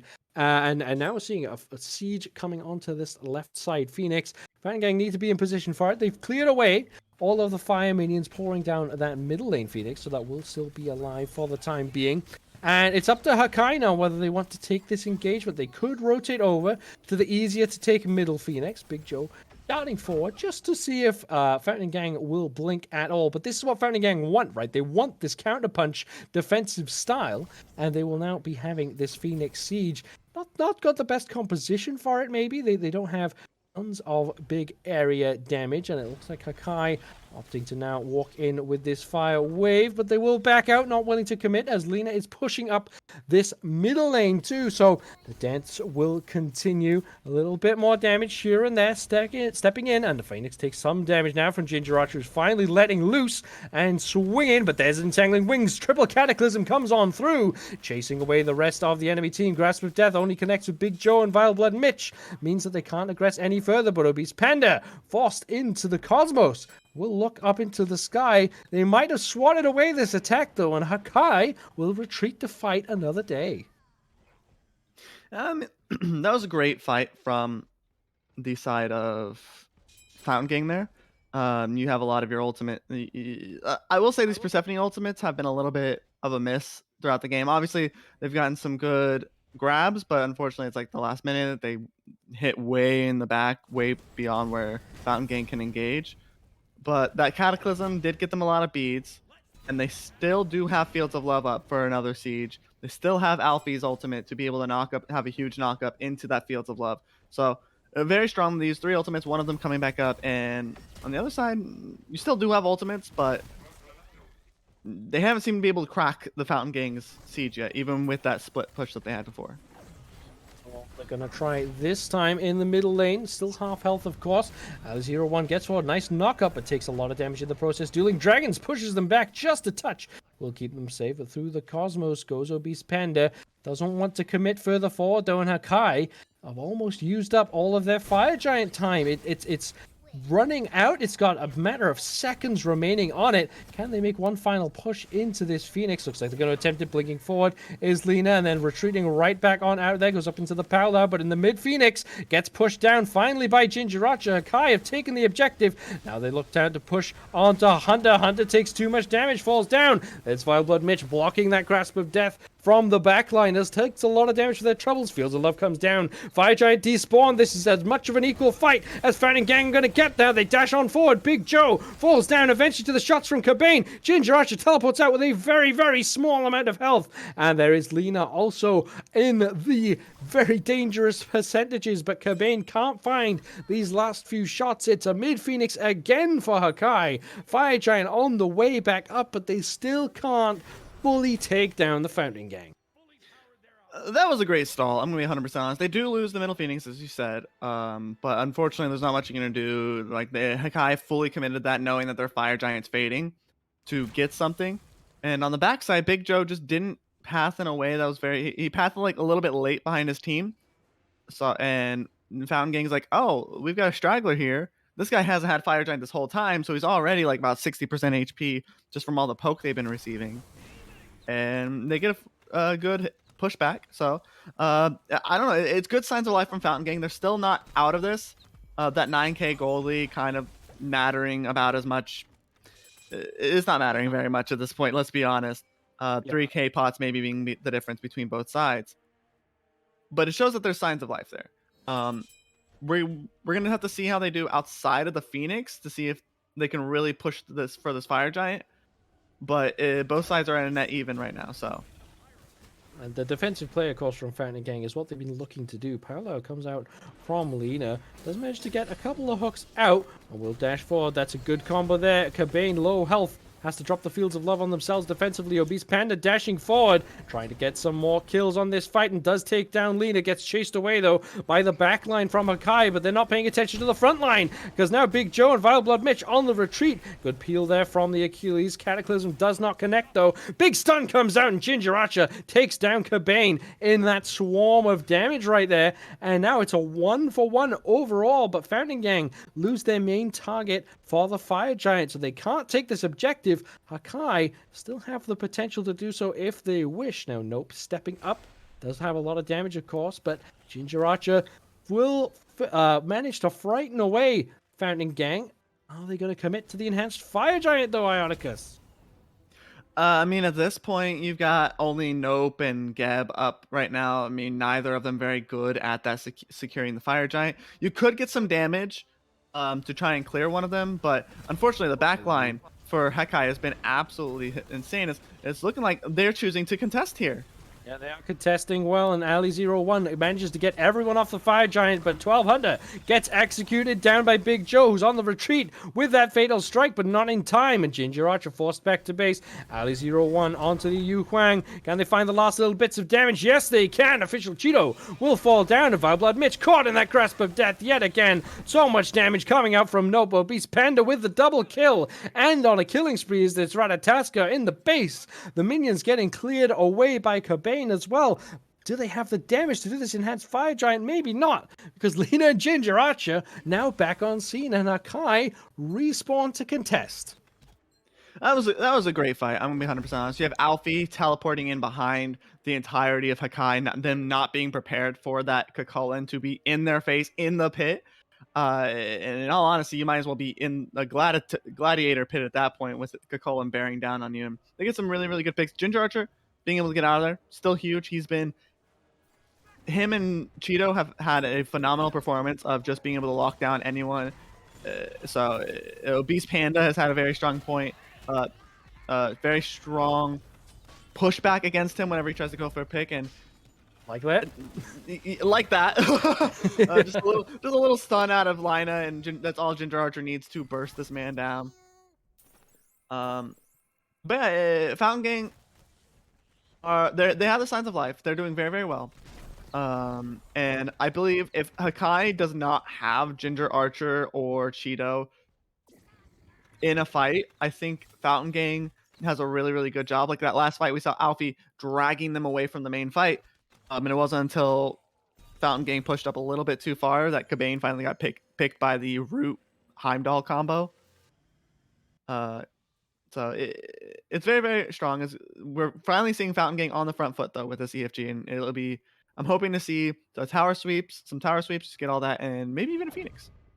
Well, obviously the gold not really mattering, so Fountain Gang with the enhanced Fire Giant basically have a lead right now. You know that this is what you would consider a lead. They do only have it on to 4 members, of course, because of Beast Panda still not respawned, of course, and Hakai not wanting to take the fight at all. It's only Fury will go the way of Fountain Gang for free. But we've seen a defensive style from Fountain Gang. They've now finally reaped the benefits of it. 43 minutes into the game, it took. But they finally do have a strong foothold into this game. But can they use it to break the base iron? Because we saw them sweep previously in game number 1, of course, and they struggled to get through the Phoenix. But does this composition do it any better than the previous one did? So I'm thinking of this one. Obviously, they had. I'm going to say this now. They had a better siege last game. They still have very, very strong components here. You've obviously got the Kakulin just running in, blink, ult. If he gets a good ult, that's huge. Fields of Love setup. Also, really good setup for the Rat to be able to go split in the mid lane, as it seems he's going to be doing here. And so, if they do a split, like a 4-1 split, then I see a good siege out of them. But there's also the good counter siege if you've got Tectonic Shift, you've got Daji, Paolao, and the ability to dive a Heimdall is easier this game than it was last game, but it is still a Heimdall. So if you aren't able to lock him down, he's still going to hurt. So as we've been seeing so far. So just going to be depending on how both teams play this. And it does look like they just want to sweep Phoenixes, fortunately. Yep. Towers being swept down. Nobody wanting to overstep in any position will hold off and, you know, take it patiently, which you can do at this point. You know, you have the enhanced Fire Giant still for a minute or so you can take a couple of minion waves to get where you want to be. This right side Phoenix looks to be the one coming under siege, because that's where they are, of course. Now, Alpha 01 blinks onto official Cheeto. Beads and Aegis already down. Right side Phoenix will fall. Nice cleanse there onto the Paolao, so already a 1 fight for Fountain Gang, but they're looking for a bit more. But Obese Panda, overstepping the mark just a touch, will fall down at the beginning of this fight. Nice tectonic shift onto Hunter, but now they will be able to walk away as the damage coming out from the rest of the team. Cabane firing these shots onto Big Joe. A ton of damage overall. Official Cheeto has to use that Celestial Flight to get on out. Grasp of Death does not quite connect. Was very close there on the back of the Yukong, and surely would have spelled death for the mid laner for Hakai. But now the mid lane Phoenix under some pressure. The siege has been broken. The base has been broken. Mid lane Phoenix not being targeted down yet. Cabane finally shows up, puts out a lot of damage very quickly. 2 Phoenixes down. Now they're going to now focus on retreating. They've finally got a good foothold in the game, and they've used it to take down 2 Phoenixes and put themselves in absolute prime position for this next Fire Giant and possibly final Fire Giant.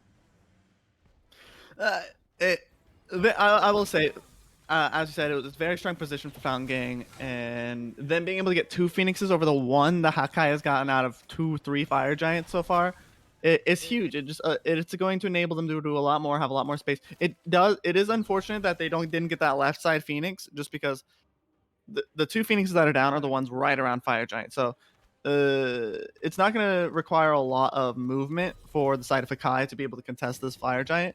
And if Fountain Gang aren't careful, they could end up having both sides collapse on them and just being ran down, and not being able to play with a 4v5 or 5v4 in favor of themselves, just because of how the Phoenixes went down. Well, Hakai want to contest it.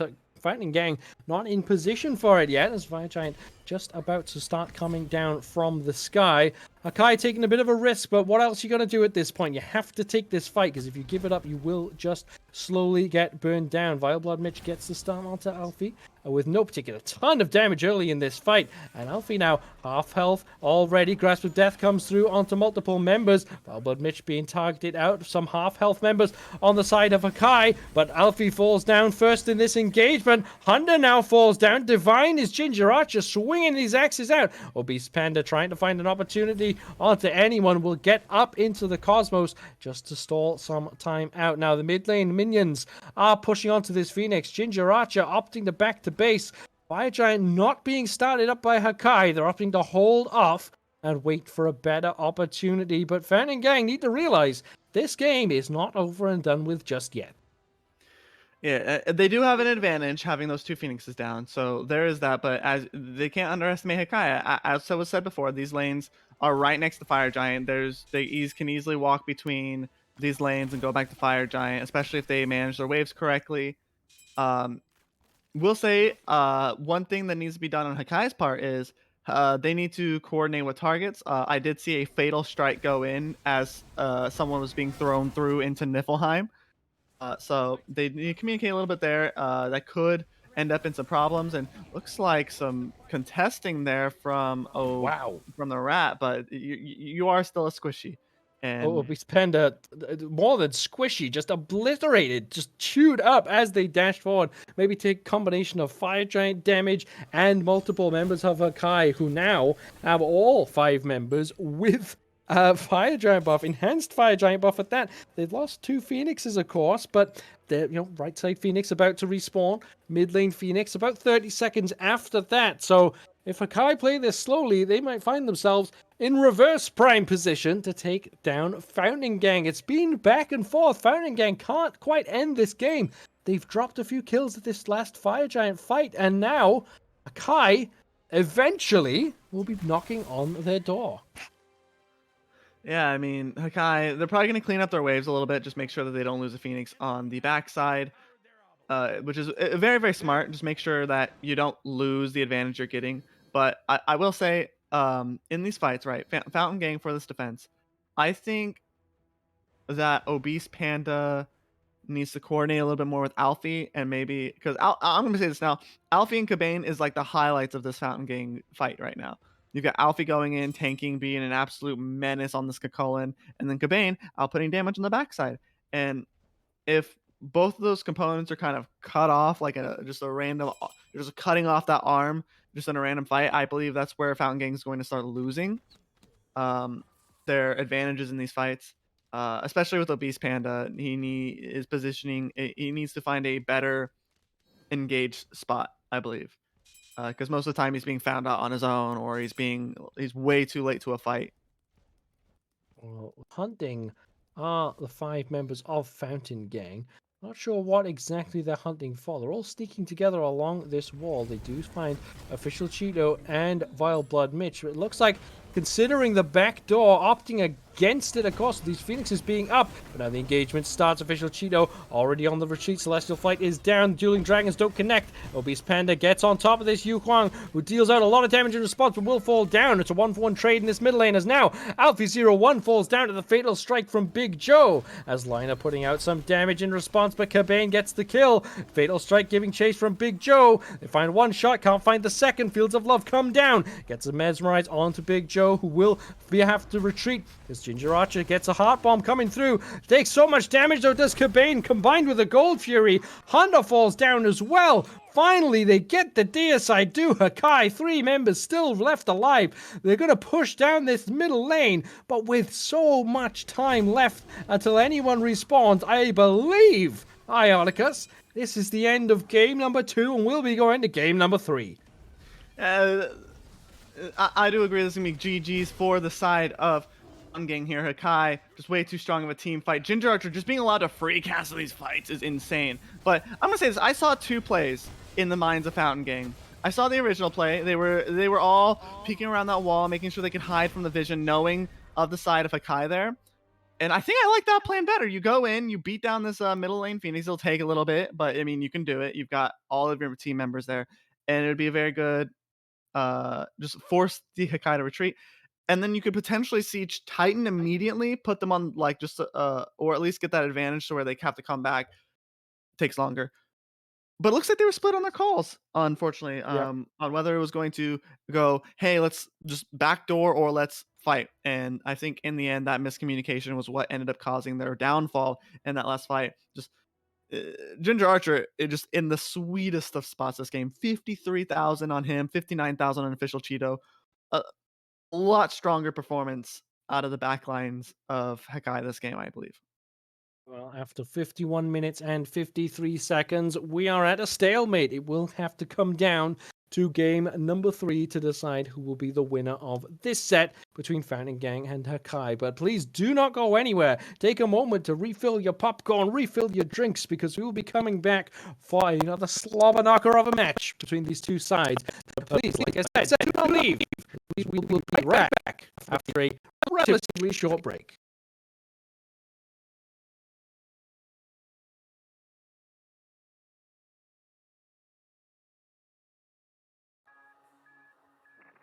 You have habits just like me.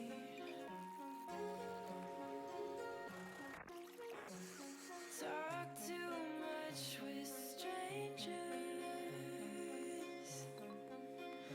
Get way too serious around family.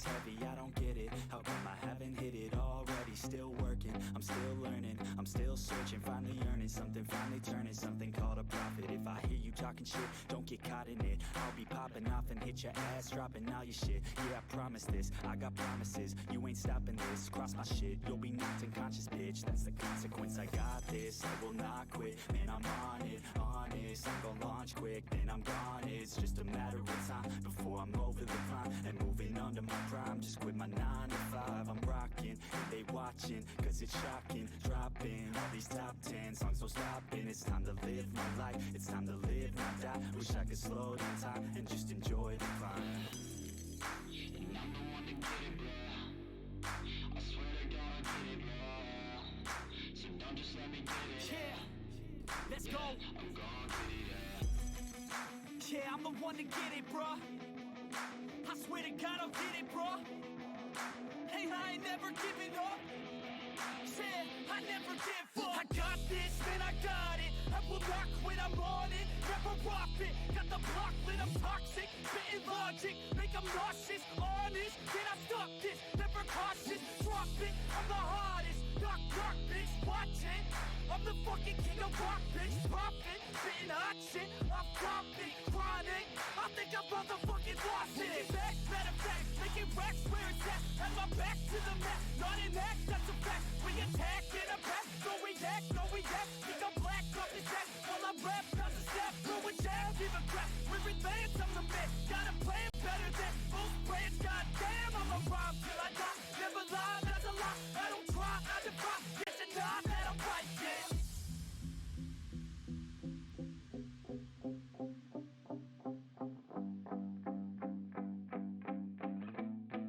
Yeah, I've been in and out the studio like a student though, working on a movement, yeah, I'll do it cause I'm in the zone. And you know that I'm ready for the shows. How it goes, I don't know, but I'm waiting till I'm chose. Front row, here I go. All these people wanna know what you think of them lately. Do you really love me or do you really hate me? On a scale of 1 to 10, what would you grade me? All this social media has got me going crazy lately. Everything's inflated, mainly everyone's invaded. Privacy is naked, man, I really hate it. God, I really hate it. I just wanna make it through all this fake shit.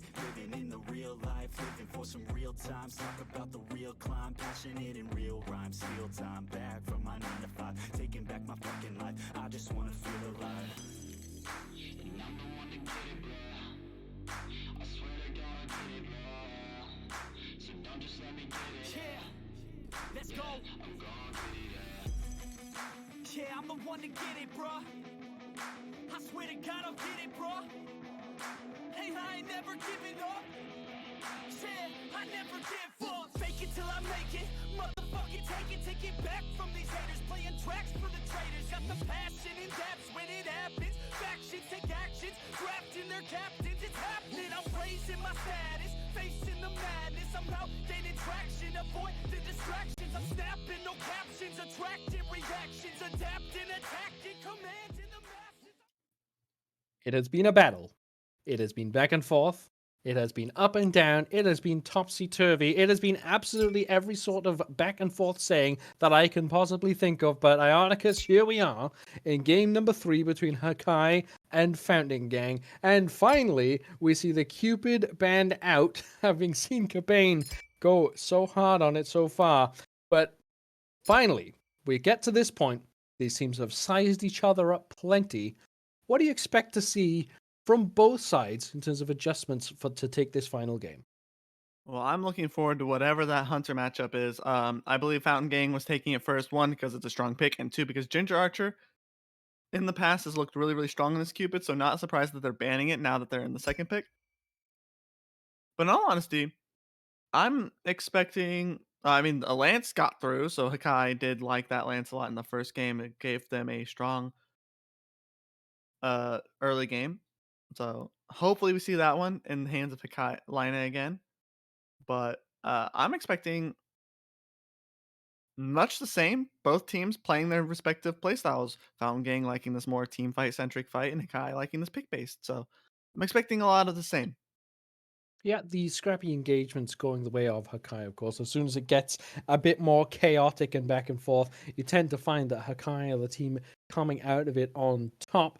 So it'll be interesting to see what they decide to top pick this game to see how that will play into their hands. But Freya being locked in early on, almost certainly for the Hunter role. And Ionicus, this is the first magical ADC we've seen, this set.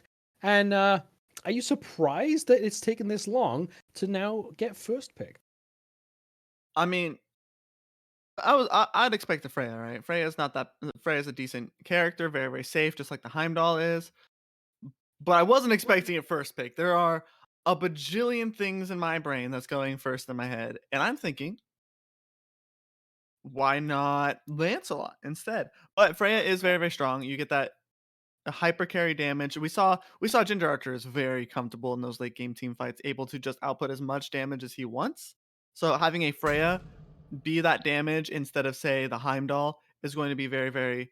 It's going to honestly be insane, and especially since Freya has a stronger early game than she used to. Cernunnos is going to have to be a bit careful. Well, not a questionable pick, but certainly an eyebrow raiser coming out here from Fountain Gang as Kurnos picked up first pick on their side of the draft. Now, of course, they've paired that with a Ganesha, two gods that do go relatively well together. One god to lock you in place, one god to give you a big circle that you want to get out of. It tends to be a pretty good way to deal with your team fights. But interesting to see it picked so early on, like you've mentioned. We're talking, you've got Lancelot still available, some big solo laners like King Arthur on the table. There's plenty of options that both teams can go for. But maybe when the chips are down for both teams, you both lost the game, you both want to really nail down this last draft. Maybe we get into a bit of a comfort pick scenario, and maybe for Fountain Gang, Cabane just, all right, if I'm not getting the Cupid, I want Kurnanos. Give me that. And that's what they've gone for. We'll have to see how it works out for them in the long run. That'll be very, very interesting. Especially Ganesha, just a quintessential support. You've got the passive that just literally feeds your team kills if you get them.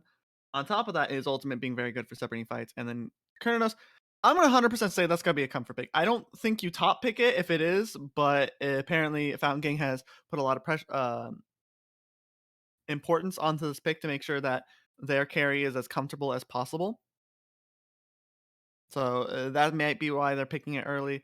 But good trade back on the other side, I would say. Jing Chen very strong into Kurnanos, who wants to be just auto you down for the most part. Jing Chen going to stop that damage, and then Kalian, of course, is just not going to die for a whole 2 seconds. And of course, the no CC immune ultimate coming out from Kurnanos or Ganesh means that Xing Chan already off to a good start with a Poseidon on the other side too. That just means, it's hunky dory for the Xing Chan. Very happy with all of the enemies they can come up against. Kali, of course, into Poseidon. It's a very equal matchup, right? Because on the one hand, Poseidon can just instantly Kraken tidal surge down a Kali before they can even pop that destruction.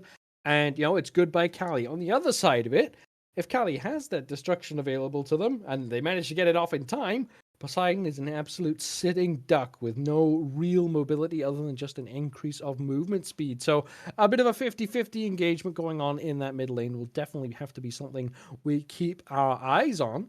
But I do like this top three from Hakai. And Fountain Gang, of course, smartly banning away the Amus and Carb, which just goes so well into this draft. And, will be a bit of an immobile team as a whole. Taking off Chiron as well. So these mid lane mages, mid lane hunters that we've seen just not being available to Hakai in this moment. I mean, it's very smart of them. The Chiron probably gonna be the best mid laner into a Poseidon as a hunter, just because you get crippled. Sure, you put down your 1-3 away. Kraken's null and void. So it's gonna be very, very interesting. Mercury, very, very good pickup. But I want to quickly note this. And so far, other than Mercury is a very, very good pickup to supplement this though. Fountain Gang has a very one note comp in my mind. You want to Ganesh someone, then Poseidon Kraken. You want to Ganesh Cage, Certain Assault. And and to be fair, Ganesh and Mercury. You want to Ganesh Cage, Mercury ult through them and just hurt them as quickly as possible. pick as that is always good into a Mercury is an Odin, of course. Just dropping that ring of spears can catch a sonic boom. Despite moving faster than the speed of light, you can't move through all of those spears coming through. So Odin's not a pick we see too often at the moment. Now, has his moments, does Odin, of being completely oppressive and over the top in a meta, and then finds himself just disappearing for a while, but does well into a severe lack of jumps coming out from Fountain Gang. Of course, they're hovering over this Shiva pick, which all right does okay into Odin, but doesn't do anything too special in response. And I do quite like this draft. Obviously the Chernobog from Hakai likely going into the middle lane too.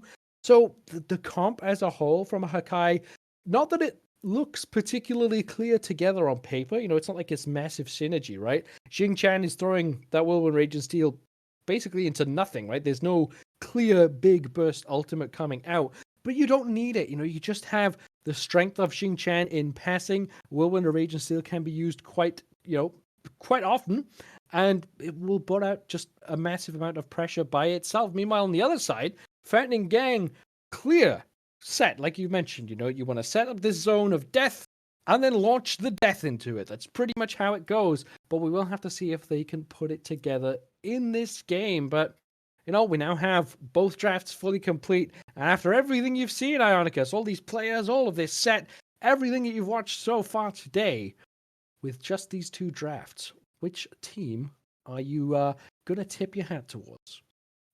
So I'm actually, this is gonna be crazy. This one, I'm I'm favoring Hakai here because as solid and as uniform as the draft is that Fountain Gang has, it is a very one note. They want to do one thing, and that will to win a fight. And once that thing is down, they've got obviously some backup stuff. Like sure, if you didn't use Cernunnos ult, you do use Poseidon ult after, or if you didn't use Poseidon ult, you use Cernunnos, and then you have Mercury to catch up and all that.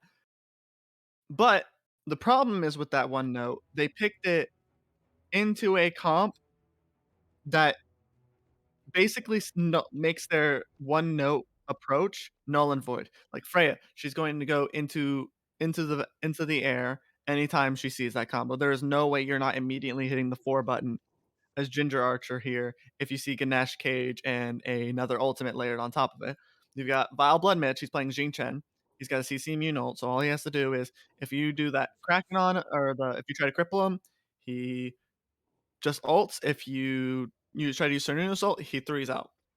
Lina, you have Destruction, and then your best target, honestly, is the Odin, who's going to be tanky, and Yep. specifically because he's got a shield and a jump, and if he hits a 3 at the right time, you can avoid the knockup, but it's going to be really rough for this one note approach of Fountain Gang to work, in my mind, but if it does work, it will.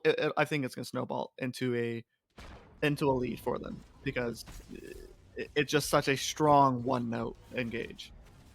Yeah, and you can pull it off quite often too, of course. The Dharmic Pills from Ganesh on quite a low cooldown, so you don't have to wait for one specific ability from the rest of your team. You can use it with either the Kernan Assault or the Kraken. It works with both equally well, and it doesn't have to be done together. So it's already seeing some aggression in the mid later. Beads comes out from Cheeto in response to the blink from Obese Panda. So that's a bit of a warning shot for Chernobog here. He has to be aware that if you do step too far up, you will come under some pressure. Now, Lina getting aggressive in the soul lane, like we've mentioned.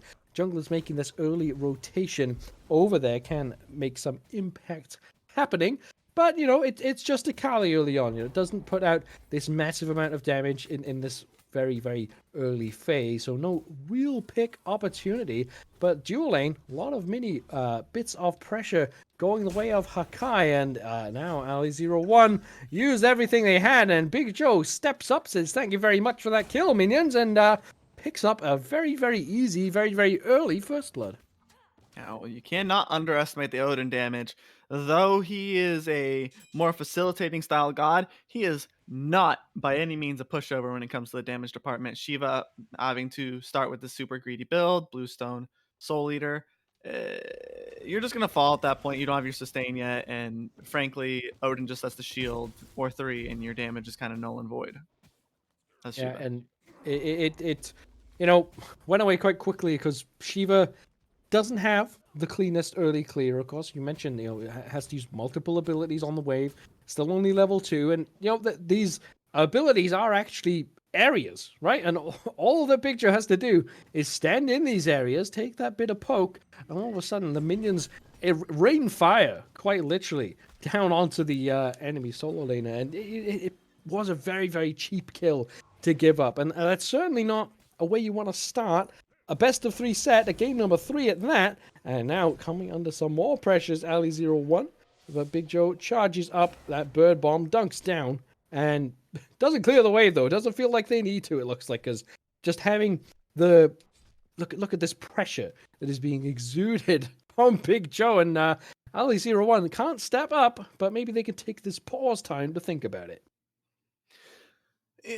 I will say this. It's going to be, I think, solo lane for Hakai is going to be very, very strong here, because in my mind, right, I'm looking at late game. You said Whirlwind and Rage Steel not really having a lot to follow up on, and you are correct. There is not much.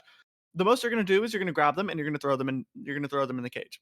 You're going to be like, all right, come over here. We're locking you up, and that'll be what lines up all these AD characters like the Chernobog, the Freya, and the Kali to just run whoever's stuck in the cage down, and that's just going to make Big Joe more and more powerful as the game goes on due to the passive on that Ring of Spears ultimate giving him more power.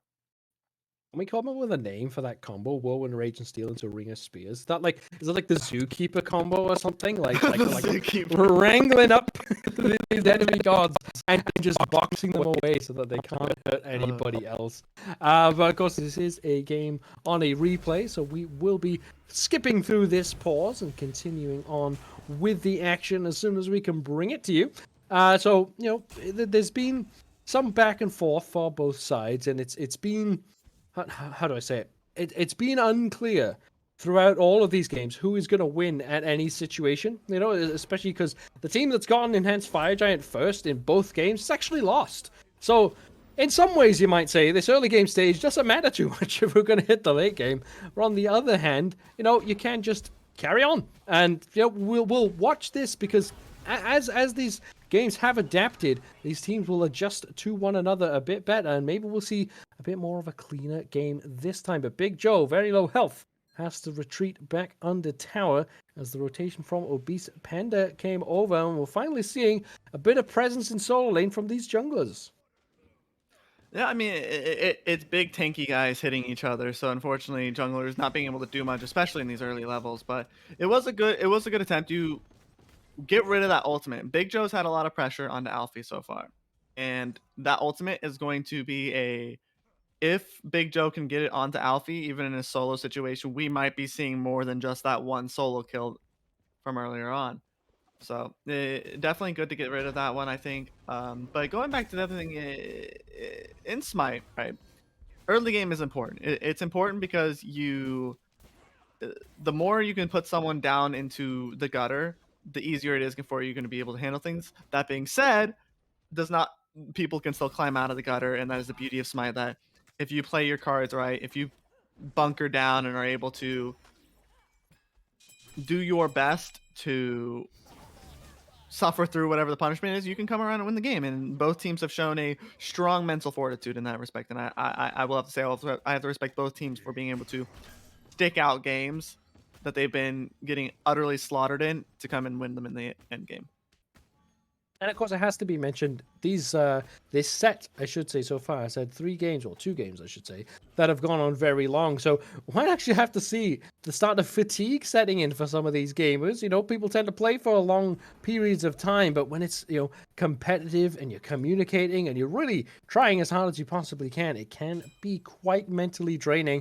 And might see some of that coming into it now. I do think there's a Sonic Boom being charged up for this left-hand side of the map. Dueling gank coming out from Obese Panda. Lines up both! Gets the shot through them, but there's Vile Blood Mitch being targeted out. There is the silence coming through the Ohm, but can they find the final few shots? But there's Woven Rage and Steel onto 2, and there is so much damage coming out onto Hunter and Obese Panda falling down, and they get aggressive, pay the price, because official Cheeto makes the rotation over, and what was a really good start of a gank from Hakai turns into 2 kills for the Founding. Sorry, a good starter fight from Founding Gang turned into 2 kills for Hakai, and Lina isn't done yet. Now Cobain being chased down has to retreat all the way under their tier 2 as they just watch their purple buff be stolen away by the slow basic attacks coming out from Lina. Cobain will be safe, but Hakai get a huge spike there. Yeah, and that was a really, really smart play. I was expecting the Jing Chen to just run away, but instead, that trust we've been seeing out of Hakai this entire set Ganesh kill. Showed up very, very, very, very well in that fight. That Jing Chen being able to ult in. And unfortunately, do we want to talk about that? Do we want to talk about that? I mean, getting caught there was Ginger Archer, of course, had been taking part in that engagement. I don't know what sort of health they were on. I sort of missed that come through.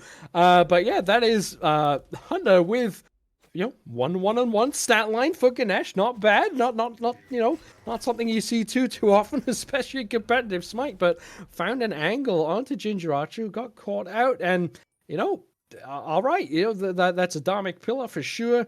No Valkyrie's Discretion coming out from Ginger Archer, now finding themselves with their purple buff being pressured out. Also getting rooted is Ginger Archer, but Vileblood Mitch back on scene. There's the Ohm coming out from Hunter. Double hook slam though, and now Ginger Archer pushing forward, hits the gas pedal. Cobain is the target. Wolverine Raging Steel back online, and again a solo kill in the solo lane. As the fight carries on as Cobain gets dunked on by official Cheeto. Hunter falls low to the Valkyrie's Discretion and will fall down. Cheeto doesn't get the kill, but they don't need it because they also got a kill over on the right hand side of the map, and Hakai playing very heads up all across the board. Yeah, I mean that's a third solo kill in solo, man. At some point, Alfie's got to sit here, look at what's happening, and be like, I should probably stop being up this far because this Odin is oppressive to this Shiva. And it's gonna be very, very interesting. And I will say that the fight was very, very strong. I am loving the use of Cheeto as more of a facilitator in this Chernobog.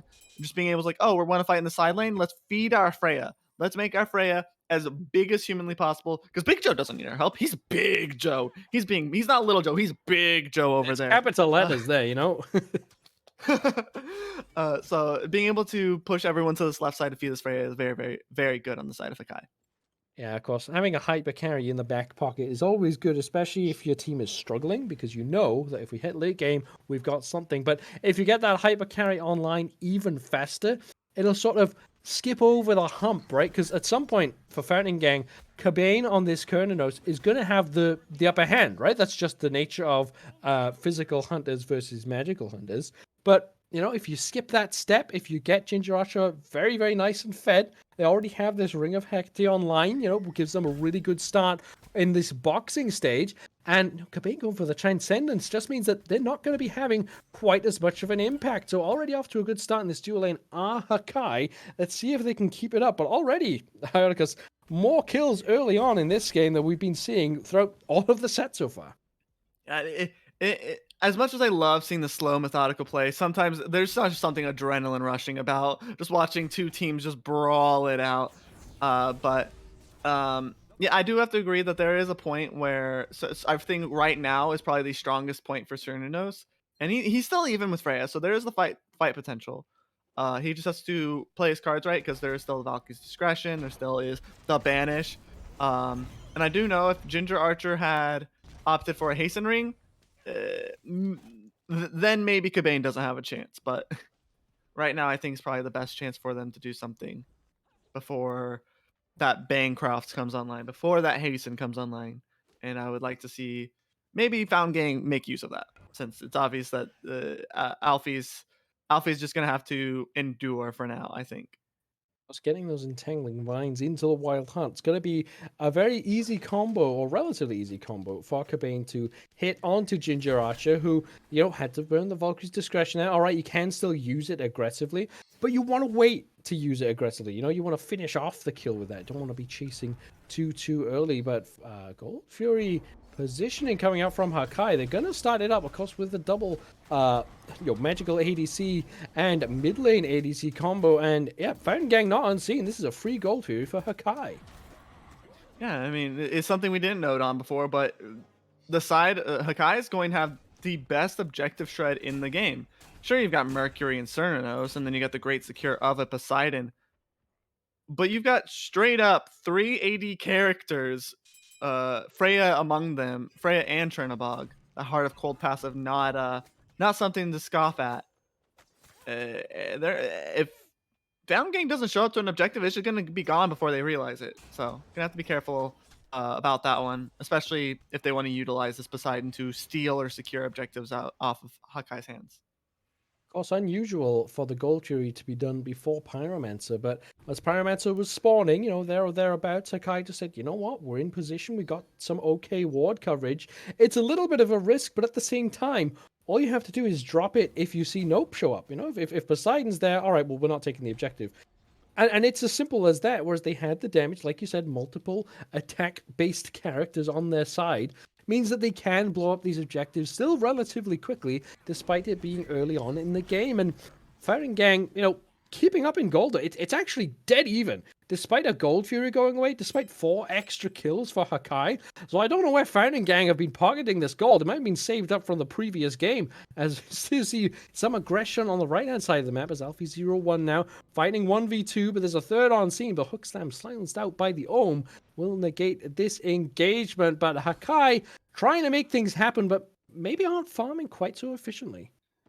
Yeah, I would like to. If I'm looking at these XPs right now, and obviously you've got a huge lead in solo. You're starting to garner a lead in duo.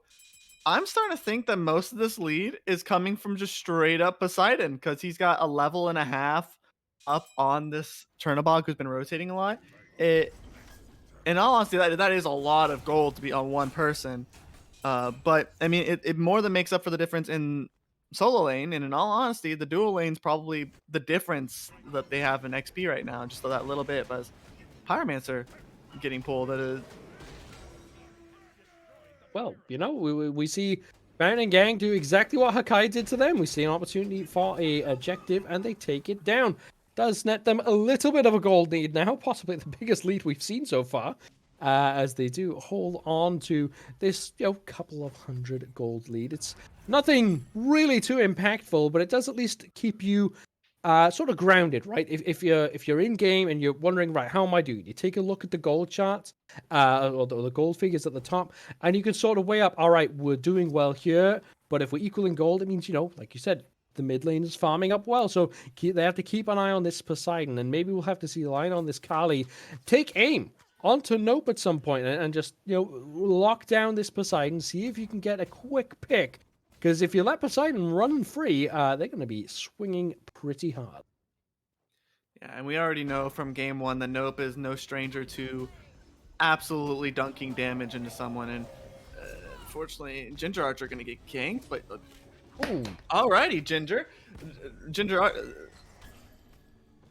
Archer finds all the damage that they need. They get the kill. And now it looks like it's just Obese Panda, who was the aggressor, now finds himself on the retreat, will blink on out, and then somehow manages to wriggle free from the grasp of all 3 members of Hakai there.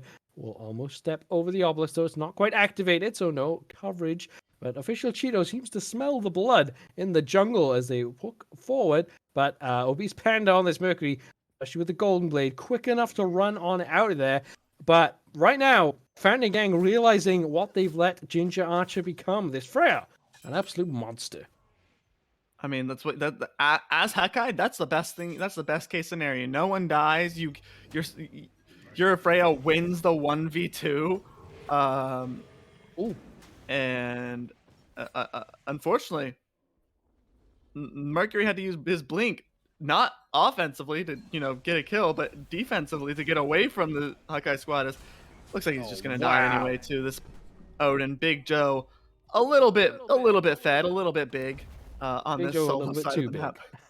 Yeah, it just the 2 tanky characters from Hakai combining there to lock down the enemy jungler. It's not at all what you want to be seeing if you are Founding Gang. They've bled quite a few kills away. Now the gold lead swings in favor of Hakai. Still very, very tight, but by no means has it been comfortable for either of these 2 teams. But Ginger Archer on this Freya, gotta feel very happy over here. They've got a lot of items online. They clearly do a ton of damage, and take a 1v1 against Cobain with a distraction of a sonic boom coming through.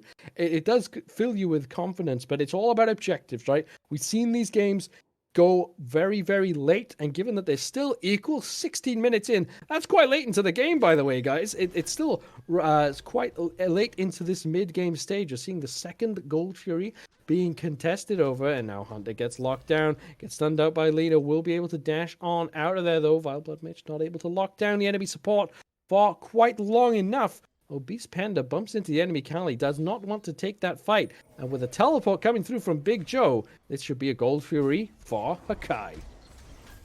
I mean, very, very, very, very strong. The TP just enabling him to get there a lot faster. And unfortunately, like at this point, right, Hakai has the front foot, and I'm honestly believing that part of the reason Fountain Gang was keeping up in gold was because Mercury was sitting over in solo lane so often. He was getting the totem coups often than Odin, so there was another way for them to gain. And we're getting a dive on T1. Lina getting very, very aggressive. Does have the destruction available, but it's about to time out. Diving under tower is Ginger Archer. That tower should kill off this Freya, but life stealing from Hunter has the Aegis Amulet as well. Takes another big shot, but Ginger Archer's going to walk on out of there despite the teleport coming out from Alfie01. But does Alfie have the blink forward? They're going to try to close the distance onto this Freya. Sonic Boom comes out also to give chase. Vileblood Mitch can't connect with the Whirlwind Rage and Steel. Ginger Archer quick enough, but does have the whoop right in the nick of time. But there's Alfie closing the distance. Finally, they take down this Freya after they've started popping off. And now Official Cheeto makes the rotation over. But Alfie, despite having a bad start in solo lane, is still a tanky solo laner and puts out a decent amount of damage in response. I'm just baffled, man. Ginger Archer is criminal with how long he lived there. Where was this Freya game 1 and 2? I'm really liking it here. His ability to survive. He literally looked at Mercury dead in the eyes and said no. Sat under tower and said, you know what? I'm gonna just auto this elephant to keep myself alive. Oh, maybe I should leave. It's starting to hurt a little bit. I'm gonna Aegis. Alfie does get the kill, which is huge. It's like a big part of Hakai's draft shut down for a little bit. Yeah, and it's a big deal. Yeah, which gives your ADC time to farm. Yeah, it gives your ADC time to farm. Alfie, who's had a bad start in this solo lane, gets a kill that's worth quite a lot of gold. You know, it's definitely going to pay off for them now. Gets the Shiva back relevant in the game, but Pyromancer are now being started up by Hakai. They've just had the running of these objectives. They seem to be quick on the mark with them. They're taking them down. Still very, very close in gold. I don't know where Fountain Gang are finding all of this gold. It must be hidden somewhere. There's some sort of gold deposit that I'm not aware of just yet, but somehow Fountain Gang have found it. Maybe it's in their fountain. Who knows? Maybe that's where the gang keeps all the stash, shall we say. But, you know, Hakai are getting the better in these fights. They're getting the better even in the small skirmishes, which is where we said they would have a strength. So, you know, they're getting better in the skirmishes, in the fights, in the picks as well, but not quite farming as well as some of Fountain Gang. I mean, I am fairly sure that catch up is specifically on this Poseidon. He is now 3 levels up on Official Cheeto here. Official Cheeto ulting to every fight, making sure everything's great. But hold up just 1 second. We got a fight incoming. Ginger Archer giving chase to Obese Panda, but maybe needs to turn around because there's 2 tanky members chasing down this Freya. Whirlwind Rage and Steel only onto Hunter, but that will be quite a lot of damage. Kraken comes out onto Big Joe, doesn't quite take them down, but Vileblood Mitch falls down. A lot of damage coming out from Nope, finally on scene, who has been farming up all of this time so far with Big Joe on the retreat. Hakai still have 4 members left alive, but do they for long because Big Joe getting engaged on, but maybe Alfie's already stepped the mark a bit. And Official Cheeto will provide enough damage to stop the chase from Fountain Gang, who are trying to get that little bit more because there's no objective on the map. Yeah, these fights are kind of nuts. And we see, that is I'm going to say this now, that is the first fight Poseidon has taken a part in. And it immediately is turned around. Hakai being extremely dominant in almost every single fight coming to this point. And this fight, it's the other way around. Fountain Gang pushing Hakai to the back on the back foot, realizing, oh no, this Poseidon kind of slaps. And it's if they don't, I think that going forward, Hakai is going to need to look at this Poseidon in these fights. He's just been able to free farm, get as much as he can, do more, and that second ability just going to allow him to zoom around fights as well. So it's going to be difficult to lock him down. But I think if you are the side of Hakai, that is what you're going to have to do, or team fights aren't going to go very well for you going forward. But how do you lock down a Poseidon with a fully upgraded Phantom Shell, of course? It does mean that Big Joe can't keep this Poseidon locked in that ring of spears. Means not only will Poseidon be zooming around with this Doom Orb, they'll also be zooming around completely unobstructed. Big Joe trying to jump over the wall onto this Poseidon surely will be the designated member of Hakai looking to take down Nope. But, you know, we can still have some contribution from Lina coming through. They do have a quite, you know, substantial amount of damage, but it's over time, right? You know, it's multiple attacks from Lina. Will not be blowing people up too quickly, but they'll have to hasten Kitana. Fire Giant start up, coming from Fountain Gang. Kraken in panic as Nope realizes they've been aggressed on by Big Joe and gets slammed down already. There's a ring of spears stopping all of that healing coming out from Alfie01. Both tanks being locked in place, and shredded down by the rest of Hakai. And Alfie01 stunned under tower. Big Joe forced away though with a wild hunt. And looks like Obese Panda catches themselves at a rough angle, has to retreat, but takes so much damage in the process. They just get blown up. And what was a Fire Giant attempt from Fountain Gang ends up being a 3-for-0 fight in favor of Hakai. That was really good on Hakai's part. They had the vision, and unfortunately, Fountain Gang, not aware that they had that vision, walked right into Hakai's plans. You have this Chernobog who can immediately go into the fight. Poseidon had ulted, thinking that he was going to be the target. Chernobog jumped on. Unfortunately, not the case, as it looks like Alfie is just going try to contest and did fall. Another member down for Fountain Gang as the siege begins. But yeah, Poseidon wasted his... I'm going to say wasted because that Kraken could have been used on Big Joe to save his life. But instead he uses it trying to predict where Cheetah's going to go, but they're already grouped up. And I will say that ward, I think if that ward wasn't there, Hakai goes and does the Oni Fury just thinking, oh, but okay, we're good to do this, and then they lose Fire Giant on the other side. So Yep. heads up play from Fountain Gang, but even just better vision from Hakai.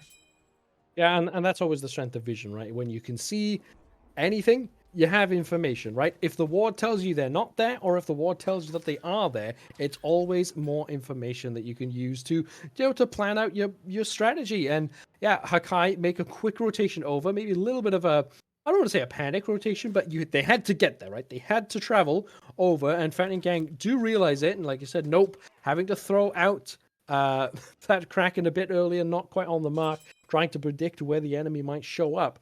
And it just ends up being a collapsing fight from there. You know, Hakai just take one down, and they can chase down and take another kill down. And it snowballs, literally snowballs, into not only 3 kills, but also Fire Giant, then the Gold Fury. There might be a Pyromancer on the way. It looks like Fountain Gang do take down a tier 1 tower as Hunter pushes up in this dual lane, just that little bit, but might get punished for it, because Lina doing a lot of damage to this Ganesh, who's trying to juke on out. Does manage to get under the tower, burns the Dharmic Pillars, but there's the destruction for that extra little bit of damage, and now Fountain Gang gonna have to defend this tower sweep down a player. I mean, that's just unfortunate. Obviously, the importance of these trebuchets cannot be understated, especially in a siege. So, I see what Hunter was going for, but at this point in the game, especially with the fact that there's not one, not just 2, but 3 potential hyper carries on the side of Hakai here, they're just going to immediately run into the Phoenix. They're going in for it, and Alfie01 falls down early on in this engagement. Lina, though, gets hit by the Wild Hunt, but Cabane chased away. Big Joe gets that kill. Left side, Phoenix coming down. Only 3 members left alive, but Big Joe eaten up by that Kraken. It gets released. Now Vile Blood Mitch chasing forward, trying to catch anyone to see if they can push further on. But they do lose Big Joe in trading out for a left side Phoenix. Best Phoenix in the game, of course. Means that they're in a very, very good position to continue to sweep some towers or even go for this Pyromancer. I mean, a little unfortunate Big Joe died there, but we're starting to see the effects of Hakai's early game now. Their early game was already extremely strong for him, and that early game now coming into the late game where you've got a, what is that, you have 5 items almost for a Freya. You've got a mostly built Chernobog with crit, and you've got Hasten Katana Kali. 3 just we will burn you faster than you can burn us kind of comp, and it's really, really working out for him. The Jing Chen being real and Odin being really good frontline as well. Cannot be understated how much work they're doing to set up their carries. And it just unfortunately Fountain Gang hasn't seemed to find their answer yet. Yeah, and we've seen this, as I mentioned it a lot on the previous game, this defensive style coming out from Fountain Gang, the counterpunch play, but it's a lot harder to pull off when you don't have this Geb, you don't have a real back pocket style guard. Now, Mercury, of course, in the past has certainly been that, and has the crit online, has Deathbringer up, so will hit very, very hard if they can find a good opportunity. But Mercury's not the guard that runs through the whole team. You need to have really, really specific circumstances for Mercury to have a good team fight, and they haven't found it just yet. Now, they sneak away a Pyromancer. Always good to have some extra gold in the pocket, and they're only down about 4k gold. It's especially considering towers being swept, all of these kills going the way of Hakai, somehow to still be within 10,000 gold at this point. It does pay a lot of credit to Fountain Gang, but farming is all well and good. You have to still turn it into some sort of team fight. Now there's tier 2 on the right hand side, going to go down very, very slowly. Of course, we know Fire Giant or backdoor protections being removed, but it looks like it will go down uncontested. Fire Giant spawning about 10 seconds or so. Hakai trying to do whatever they can to position themselves better for this next objective. They're going to back to base first, though, and come back all fresh and ready.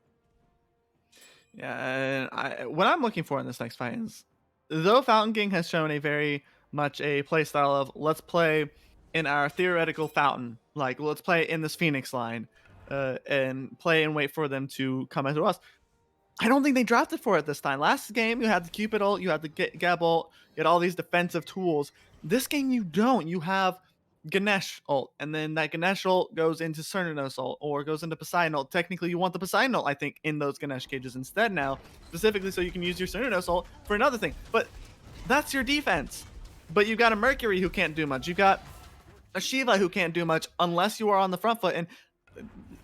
And looking here, because they want to play on this back foot, they lose a Fire Giant almost immediately, dropped by Hakai. I think Fountain Gang there, though, maybe have decided they can't take the fight, and where they, maybe just had to stand there in case Hakai wanted to wait. If Hakai are thinking, all right, we'll just hold on to this position until Enhanced Fire Giant, but no, Hakai want to go. They want to get out of this game. They have had enough of this set, and Fountain Gang now have already left the left side Phoenix, of course, but it's about to respawn. So they've sent Nope on over there. Trebuchet, meanwhile, on the right-hand side, has pushed all the way up. Means Hakai can take their time on this siege. They can let the Fire Giant ticks heal them up. They can let this this Trebuchet start to fire off some of its shots. And, it won't take it by itself. But Fountain Gang, on quite a bit of a clock. They have to worry about the left side lane. They have to worry about this right side Phoenix. And what is going to be the option of defense? Is Trebuchet still firing off? Means that, as Phoenix will go down just that much faster. Nope is here on scene. We have Obese Panda on the left-hand side. There's Valblood Mitch leaping forward. Gets a World Rage and Steel onto Hunter. Can they lock down this Ganesh? They're in the ring of spears, but that's a good cage coming through. A shell comes out. Valblood Mitch falls down early on, but Ginger Archer, with that Valkyrie's discretion, gets Hunter low, and Hunter falls down. But being chased down is Ginger Archer. Of course, falls down to Alfie as Obese Panda finds a kill on the backside. Big Joe forced to retreat right into Obese Panda. Cabane, though, falls down to Official Cheeto, who's in a 2 versus 3 engagement, but firing out a lot of damage is this Chernobog. Obese Panda gets the angle onto Big Joe. Big Joe low health, flies up into that living nightmare, though does Official Cheeto, gets the kill onto Obese Panda. Triple kill comes out, firing out even more shots, but they can't find the damage onto Nope, and Alfie01 will get the shutdown. It's just Big Joe and Nope left on this right hand side of the map, and both want to take this engagement. Big Joe retreating, though, has to get to some level of safety to jump back down on in, but nope. Walks on out of that bird bomb. The Whirlpool's not connecting. Nothing's connecting, I've got to be honest, but they're both trying. They both want to take this fight. It's up to see who can find the most shots. Finally, a basic attack connects. Kraken back off cooldown. Not going to connect with the cripple, though. Big Joe takes a lot of damage, gets the stun with Gungnir's might coming through, leaping back forward with the bird bomb. Doesn't connect any more damage. The fight carries on to a bit of a whimper away, but Fountain Gang defend the right side Phoenix long enough for the left side Phoenix to respawn. I don't know what I just watched, Judas. I don't know what I just watched. I think I saw maybe 3 or 4 abilities total from both sides connect. But no, it was a great right side defense by the side of Fountain Gang.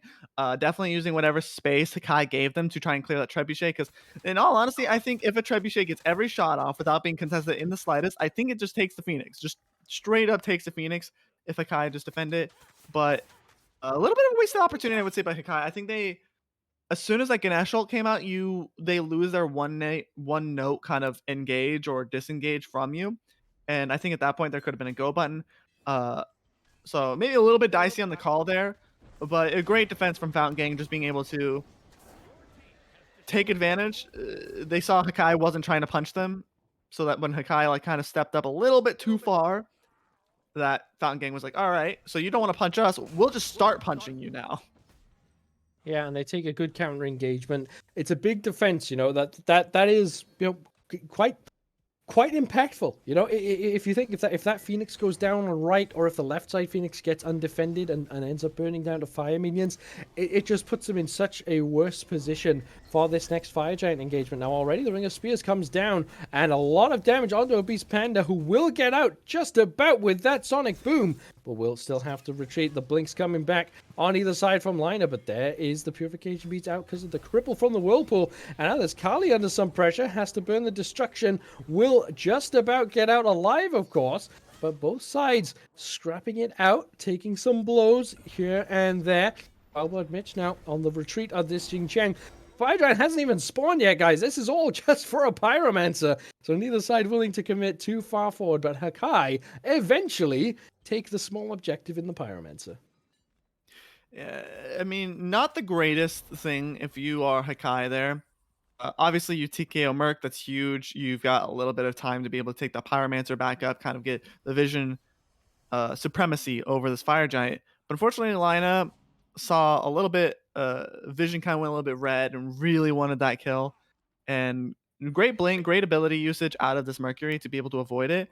And even better follow up from the Fountain Gang squad to say, hey, there's just a Kali just running it down at our Mercury. How about we go punish her? And essentially gets more value out of it than the Hakai got out of Obese Panda. Well, now we do see a lot of ultimates back online. It's just the junglers of both sides not quite there yet. Fire Giant being started up by Hakai to bait Fountain Gang in, to draw them ever closer, but not willing to go too far forward is either team. But now this time Fountain Gang tried to get some ward coverage out, but Hunter takes a couple of shots early on. Big Joe leaping forward, gets the Ring of Spears down, but doesn't catch anyone in them. So that's a big cooldown off the table now. The only ultimate down in the game, of course, has a relatively short cooldown, and it's a decent amount of cooldown reduction in the build for Big Joe, so we'll expect to see that Ring of Spears coming down for this next fight. But some poking and prodding. This Fire Giant dance has been an ever-longing tango that we've been seeing coming out from both sides throughout this entire set. But it's a best of 3, of course. You don't want to give it up now that you've made it this far forward. Both sides poking and prodding, but Fountain Gang taking a lot of damage, but are the ones to try to initiate for 100, and Alfie Sepp up. As on the right-hand side, Ginger Archer chases away Obese Panda. Double hook slam coming out to the two frontliners for Fountain Gang. And leaping forward now, it's both frontliners of Hakai. Kraken comes out, doesn't connect with anyone. Whirlwind Rage and steal onto 3, but only pulls in 1. There's the Dharmic Pillars in response with an Ag Pop just for good measure. Ginger Archer takes some shots, gets the Victory's Discretion to put out a lot of damage, but now Liner pushing forward, gets into the Destruction, and now finally the Ring of Spears comes back. Liner gets the first pick of this fight. Finally going one way, but the retreat comes out from the rest of Hakai. Fire Giant will be started up. Will Fountain Gang defend it? Yeah, I mean, they still have all the tools. Obviously, their Kraken is down, so they can't go for a steal attempt, but they can go for it. Tile Surge being a very good use. They do They steal hit it. They steal it with a Kraken, with a Whirlpool. I think that was found, but Mitch I feel falls like down. that was either Oh, no. Whirlpool or Bramble Patch. It was one of those two abilities. One of the carries got a really key ability, and that's huge. That is honestly huge for Fountain Gang, because that's not just that's not just normal FG. That is EFG. So one, you have stemmed the bleeding, because now Hakai can't engage and have a really strong Phoenix Siege, and instead you can turn around as Fountain Gang and sweep towers, make sure to even up this gold just that little bit with these permanent objectives on the map that Hakai can't get anymore. They already got rid of them. So I think that's very, very strong and puts Fountain Gang in a good position to actually kind of turn these fights around and maybe even break the base. Well, we do see, of course, full builds coming out from everyone. So the only lead that you could possibly have is this enhanced Fire Giant buff. And yeah, Fountain Gang have taken it. Now, of course, the first team to get enhanced Fire Giant has actually lost these games. So it still could be either way. Trying to check back on what has actually been. What actually did steal that away, and I think you were right, Ionicus, it was either a Whirlpool or a Bramble Tick. There was actually nothing else coming through. Mercury hadn't quite made their way all the way up. They sort of got stopped just before the end of the line. So something stole that away that did less than 100 damage, but it doesn't matter for Fountain Gang. They're happy with how they push forward, and now they take down this left side tier 2. The first tier 2 they've taken in this game, by the way, 37 minutes in. Now left side Phoenix under siege. We see a late back coming up from Liner, of course, will now be making their way forward. Is this Kali? But, Phoenix Siege hasn't gone so well for Fountain Gang in any of these games. It's actually been their weak point, and they do opt to back away, take this Only Fury down instead, really take their time with this, because if they rush into things, they're going to lose this set. Yeah, you can't do what Kai did in game 1 and just run it down toward the Phoenix just because you're like, oh hey, we've got it. Let's just go get it. Definitely would be a huge loss for him, especially since they are still finishing up their builds. Specifically looking at the Ganesha not having quite finished his item. I think everyone else has finished their build, but this will also help him get his gold. This will also help you get your first 3K pots of the game, because you're getting a lot of gold here. Everyone else is full build, so that just gives you a lot of gold there. And if you come into these next fights with 3K pots, and the other side has been this whole time buying up items and buying up wards, upgrading and everything, it's gonna really, really help turn the tide and make this game more of an even fight, playing ground for this Fountain Gang squad into Hakai. Well, they've swooped the towers again, now find themselves on this right side Phoenix. This is very similar to how Fountain Gang played the last time they had enhanced Fire Giant. They pushed down this right side Phoenix first, but where will be the blitz point? Where will be the go button? How will they opt to break the base of Hakai, who've been sitting quite pretty this entire game so far, and now finally find themselves on the back foot? And unfortunately, that back foot at this point in time takes you all the way back to the Phoenix, and they are still in base, still holding on. We see in the mid lane, Lina really tightening up the mid lane Phoenix as the Oni waves do make their way forward, but now begins the engagement. Ring of Spears comes down early on to keep that Phoenix alive. Now the fight takes place outside of the Phoenix, which is in favor of Fountain Gang, but Whirlwind Rage and Steel brings Hunter right on back in, but they drop an Ankh onto everybody. Nice double whoop to take away a lot of the frontline presence from Fountain Gang. In the backside, though, is Obese Panda falling down to official Cheeto, and they don't quite have enough damage to break this Titan just yet. This Phoenix. It's very, very low. Big Joe will fall down to Cobain as Note picks up Ginger Archer as well. It was going quite well for Hakai, but they've started to bleed some kills away. Liner falls down after getting a double kill. Does Cobain. And now official Cheeto sweeping up some more kills. It's a 3 for 3, but the right side Phoenix does fall down right as the Fire Giant buff falls off a Fountain Gang. They've managed just about to break the base. Not just about. They did, in fact, get that right side Phoenix there. Very, very good for Fountain Gang to get that Phoenix. I will say Hakai, that could have been game there if official Cheater hadn't gone in, been able to output that little bit of damage. If Alina hadn't done that last ditch effort to get some kills, we could be looking at a game, because that got both Hunter and Poseidon down like they were dead. There was no ifs, ands, or buts about it. Lina killed them. Official Cheeto came, cleaned up Hunter, and if those characters are up, you get. If you look at it now, Kraken is back up. The Dharmic Pillars is back up. You got 2 abilities that shreds Titan very, very well. And I would say very, very strong just defense out of Hakai there. I did really like Fountain Gang's engage there. They waited for Oni waves to hit both middle and left side Phoenixes. So Lina had to deal with both of those or they were going to lose 2 Phoenixes.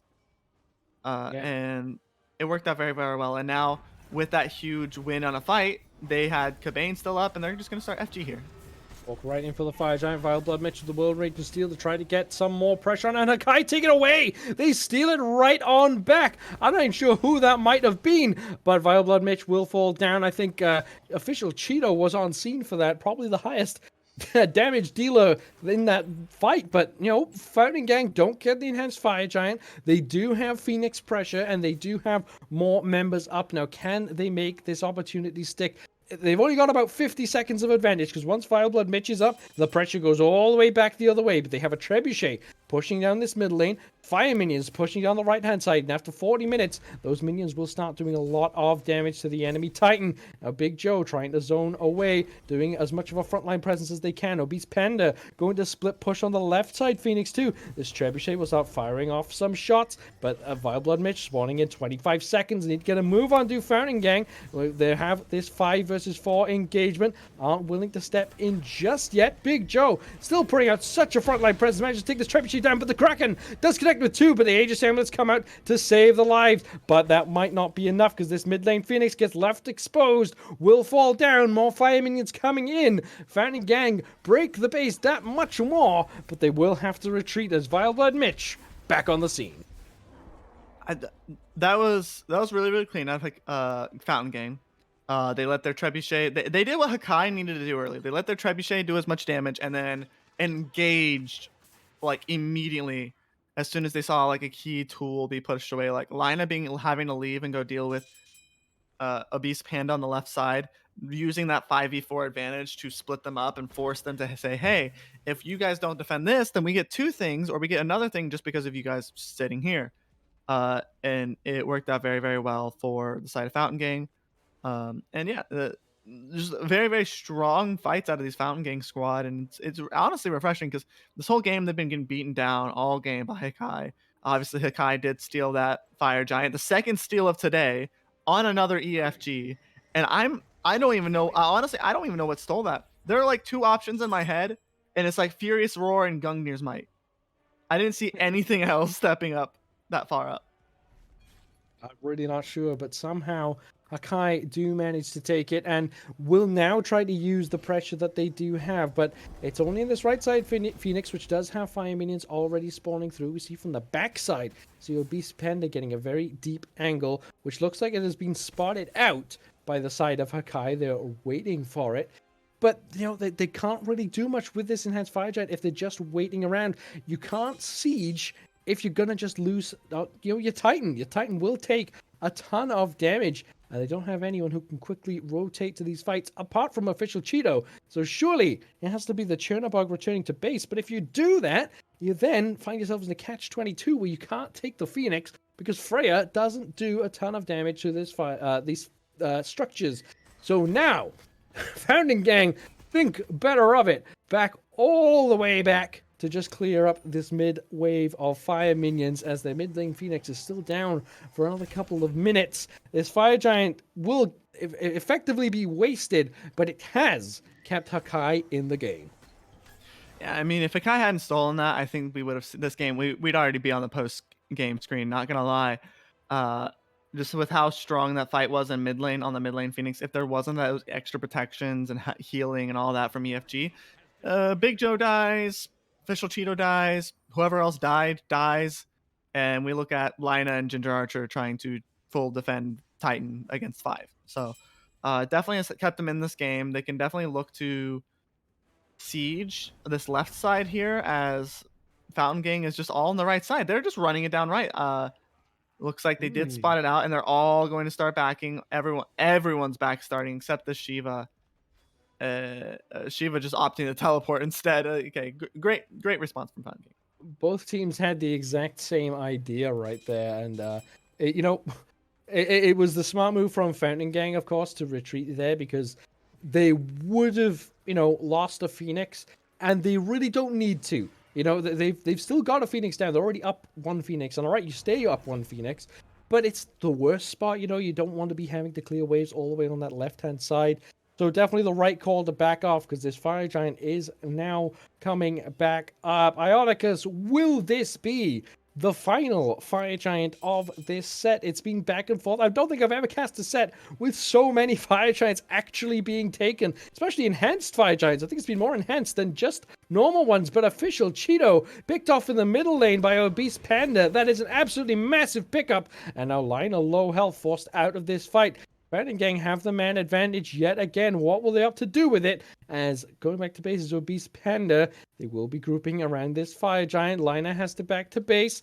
There is no major steal here for the side of Hakai. A double knockup coming out from the Fire Giant is all that Hakai have to hope for. Ginger Archer coming through. There's a lot of damage coming out of this Fire Giant. Hakai taken away yet again. They steal down this Fire Giant. Now Lina being chased away. The retreat is on from Hakai, but can they get on out? As Kali is being focused out by the two tanky members and will surely be falling in just a matter of time. Meanwhile, the rest of the team had given chase to the other engagement of Hakai. So they've managed to stall yet again to Hakai. They live through this fight. The mid lane Phoenix respawns. Lina's too fast. Lina walks on out of this fight, giving chase as Obese Panda. The junglers on each other's tails. As now Lina fights back, but does not have the destruction available and will fall down. Obese Panda getting another big pick. It's now 3 versus 5, but the 3 have enhanced Fire Giant. Right side Phoenix, Siege, Ionicus. This game just does not end. It doesn't indeed. That was a really, really just unclean Fire Giant from Fountain Gang. Poseidon's Kraken was maybe, I'm gonna assume it was still down from the middle engagement. So that's the only reason they didn't use it, but them not having it there. But it does look like a little bit of a fight. Kraken already starting it out. Big Joe taken down in this fight. Sonic Boom comes through onto the backside. Vile Blood Mitch, low health, trying to find a Whirlwind Rage and Steal, but it's not in time as they do fall down before they can cast that ability. Up into the Living Nightmare goes official Cheeto, who now has to retreat back to base. Mid lane Phoenix has been broken. So much damage coming onto this Titan. Fountain Gang might have finally found the counter punch they were looking for. The Titan's just so low. They cannot defend it. Killing spree for Obese Panda as Hakai put up a fight, but they cannot defend long enough, and Fountain Gang, after almost 3 hours of gameplay, end up with the 2-1 victory. You were right, Judas. That was the last Fire Giant of the game, but it wasn't for the team, and the win did not go in the way of the team that got it. In fact, great performance from Fountain Gang. Hakai, a little bit rough around the edges in that last fight. I don't know. I'm going to assume Vile Blood Mitch walked up that far and his ultimate hit was just like in the last seconds of coming off. Yes, that's the only reason he was up there so long. But just a very, very strange defense. You have 3 people and Big Joe dies on him immediately. Official Cheeto did spawn, so he had that Living Nightmare to come into the fight immediately. Chose the opted to use it a little bit later. It was a very, very strange fight for Hakai. You could definitely see the fatigue getting to him finally, like just a bunch of Hail Mary calls in the end, like from them, and it worked out to get their EFGs, but unfortunately didn't work out to get them the win in the end. And the win, of course, is the most important thing that matters. But that is it, everyone. What a game we did see. We see some massive back and forth fights. Fire Giant steals from both sides. Multiple Fire Giant steals, I should say. And of course, as that is the first game of the season, we see Fountain Gang taking their place atop the lower division table. Feeling very, very happy with how that game went. I'm sure Fountain Gang will be hoping not every game is quite so stressful, because that was certainly a tough game to play, and you can see. But it does end up being that 2-1 victory. But that is it, everyone. Thank you all for jumping in for this stream. Thank you for tagging along. Thank you for Printers for inviting us in. I have been Judas Priestley. Joining me today has been Sir Ionicus. And Sir Ionicus, what did you think of that game? Can you sum it up in just a few words? I can sum it up in one: brawling. That fight was just that whole set. Obviously, you had the early games, farming and making sure all that happened, but in the end, it always came down to a brawl, and every game was as close as it could possibly be, and whoever won the brawl won the brawl. So, or won the game. So, a good job on Fountain Gang for holding their heads in. Hakai doing the same thing. Unfortunately, fatigue gets to us all. It's not anything to be ashamed of. So, good fight though from both teams. All right, of course, if you are watching and not quite sure what you're watching, this is the Glaria Smite League. Of course, this is a draft league, which I believe you can still sign on up to. So if you're interested, jump on into the Discord link that has just been sent in the chat, sign yourself up, and see if maybe you can take down a 3-hour set against Hakai and Fountain Gang, because they've shown they can do it. Can you guys do it too? But this has been a nice long set. Like I said, thank you all for joining us again. I have been Judas Priestley, joined by Sir Ionicus with Printers on Production. This has been Glaria Smite League, and we shall be signing off.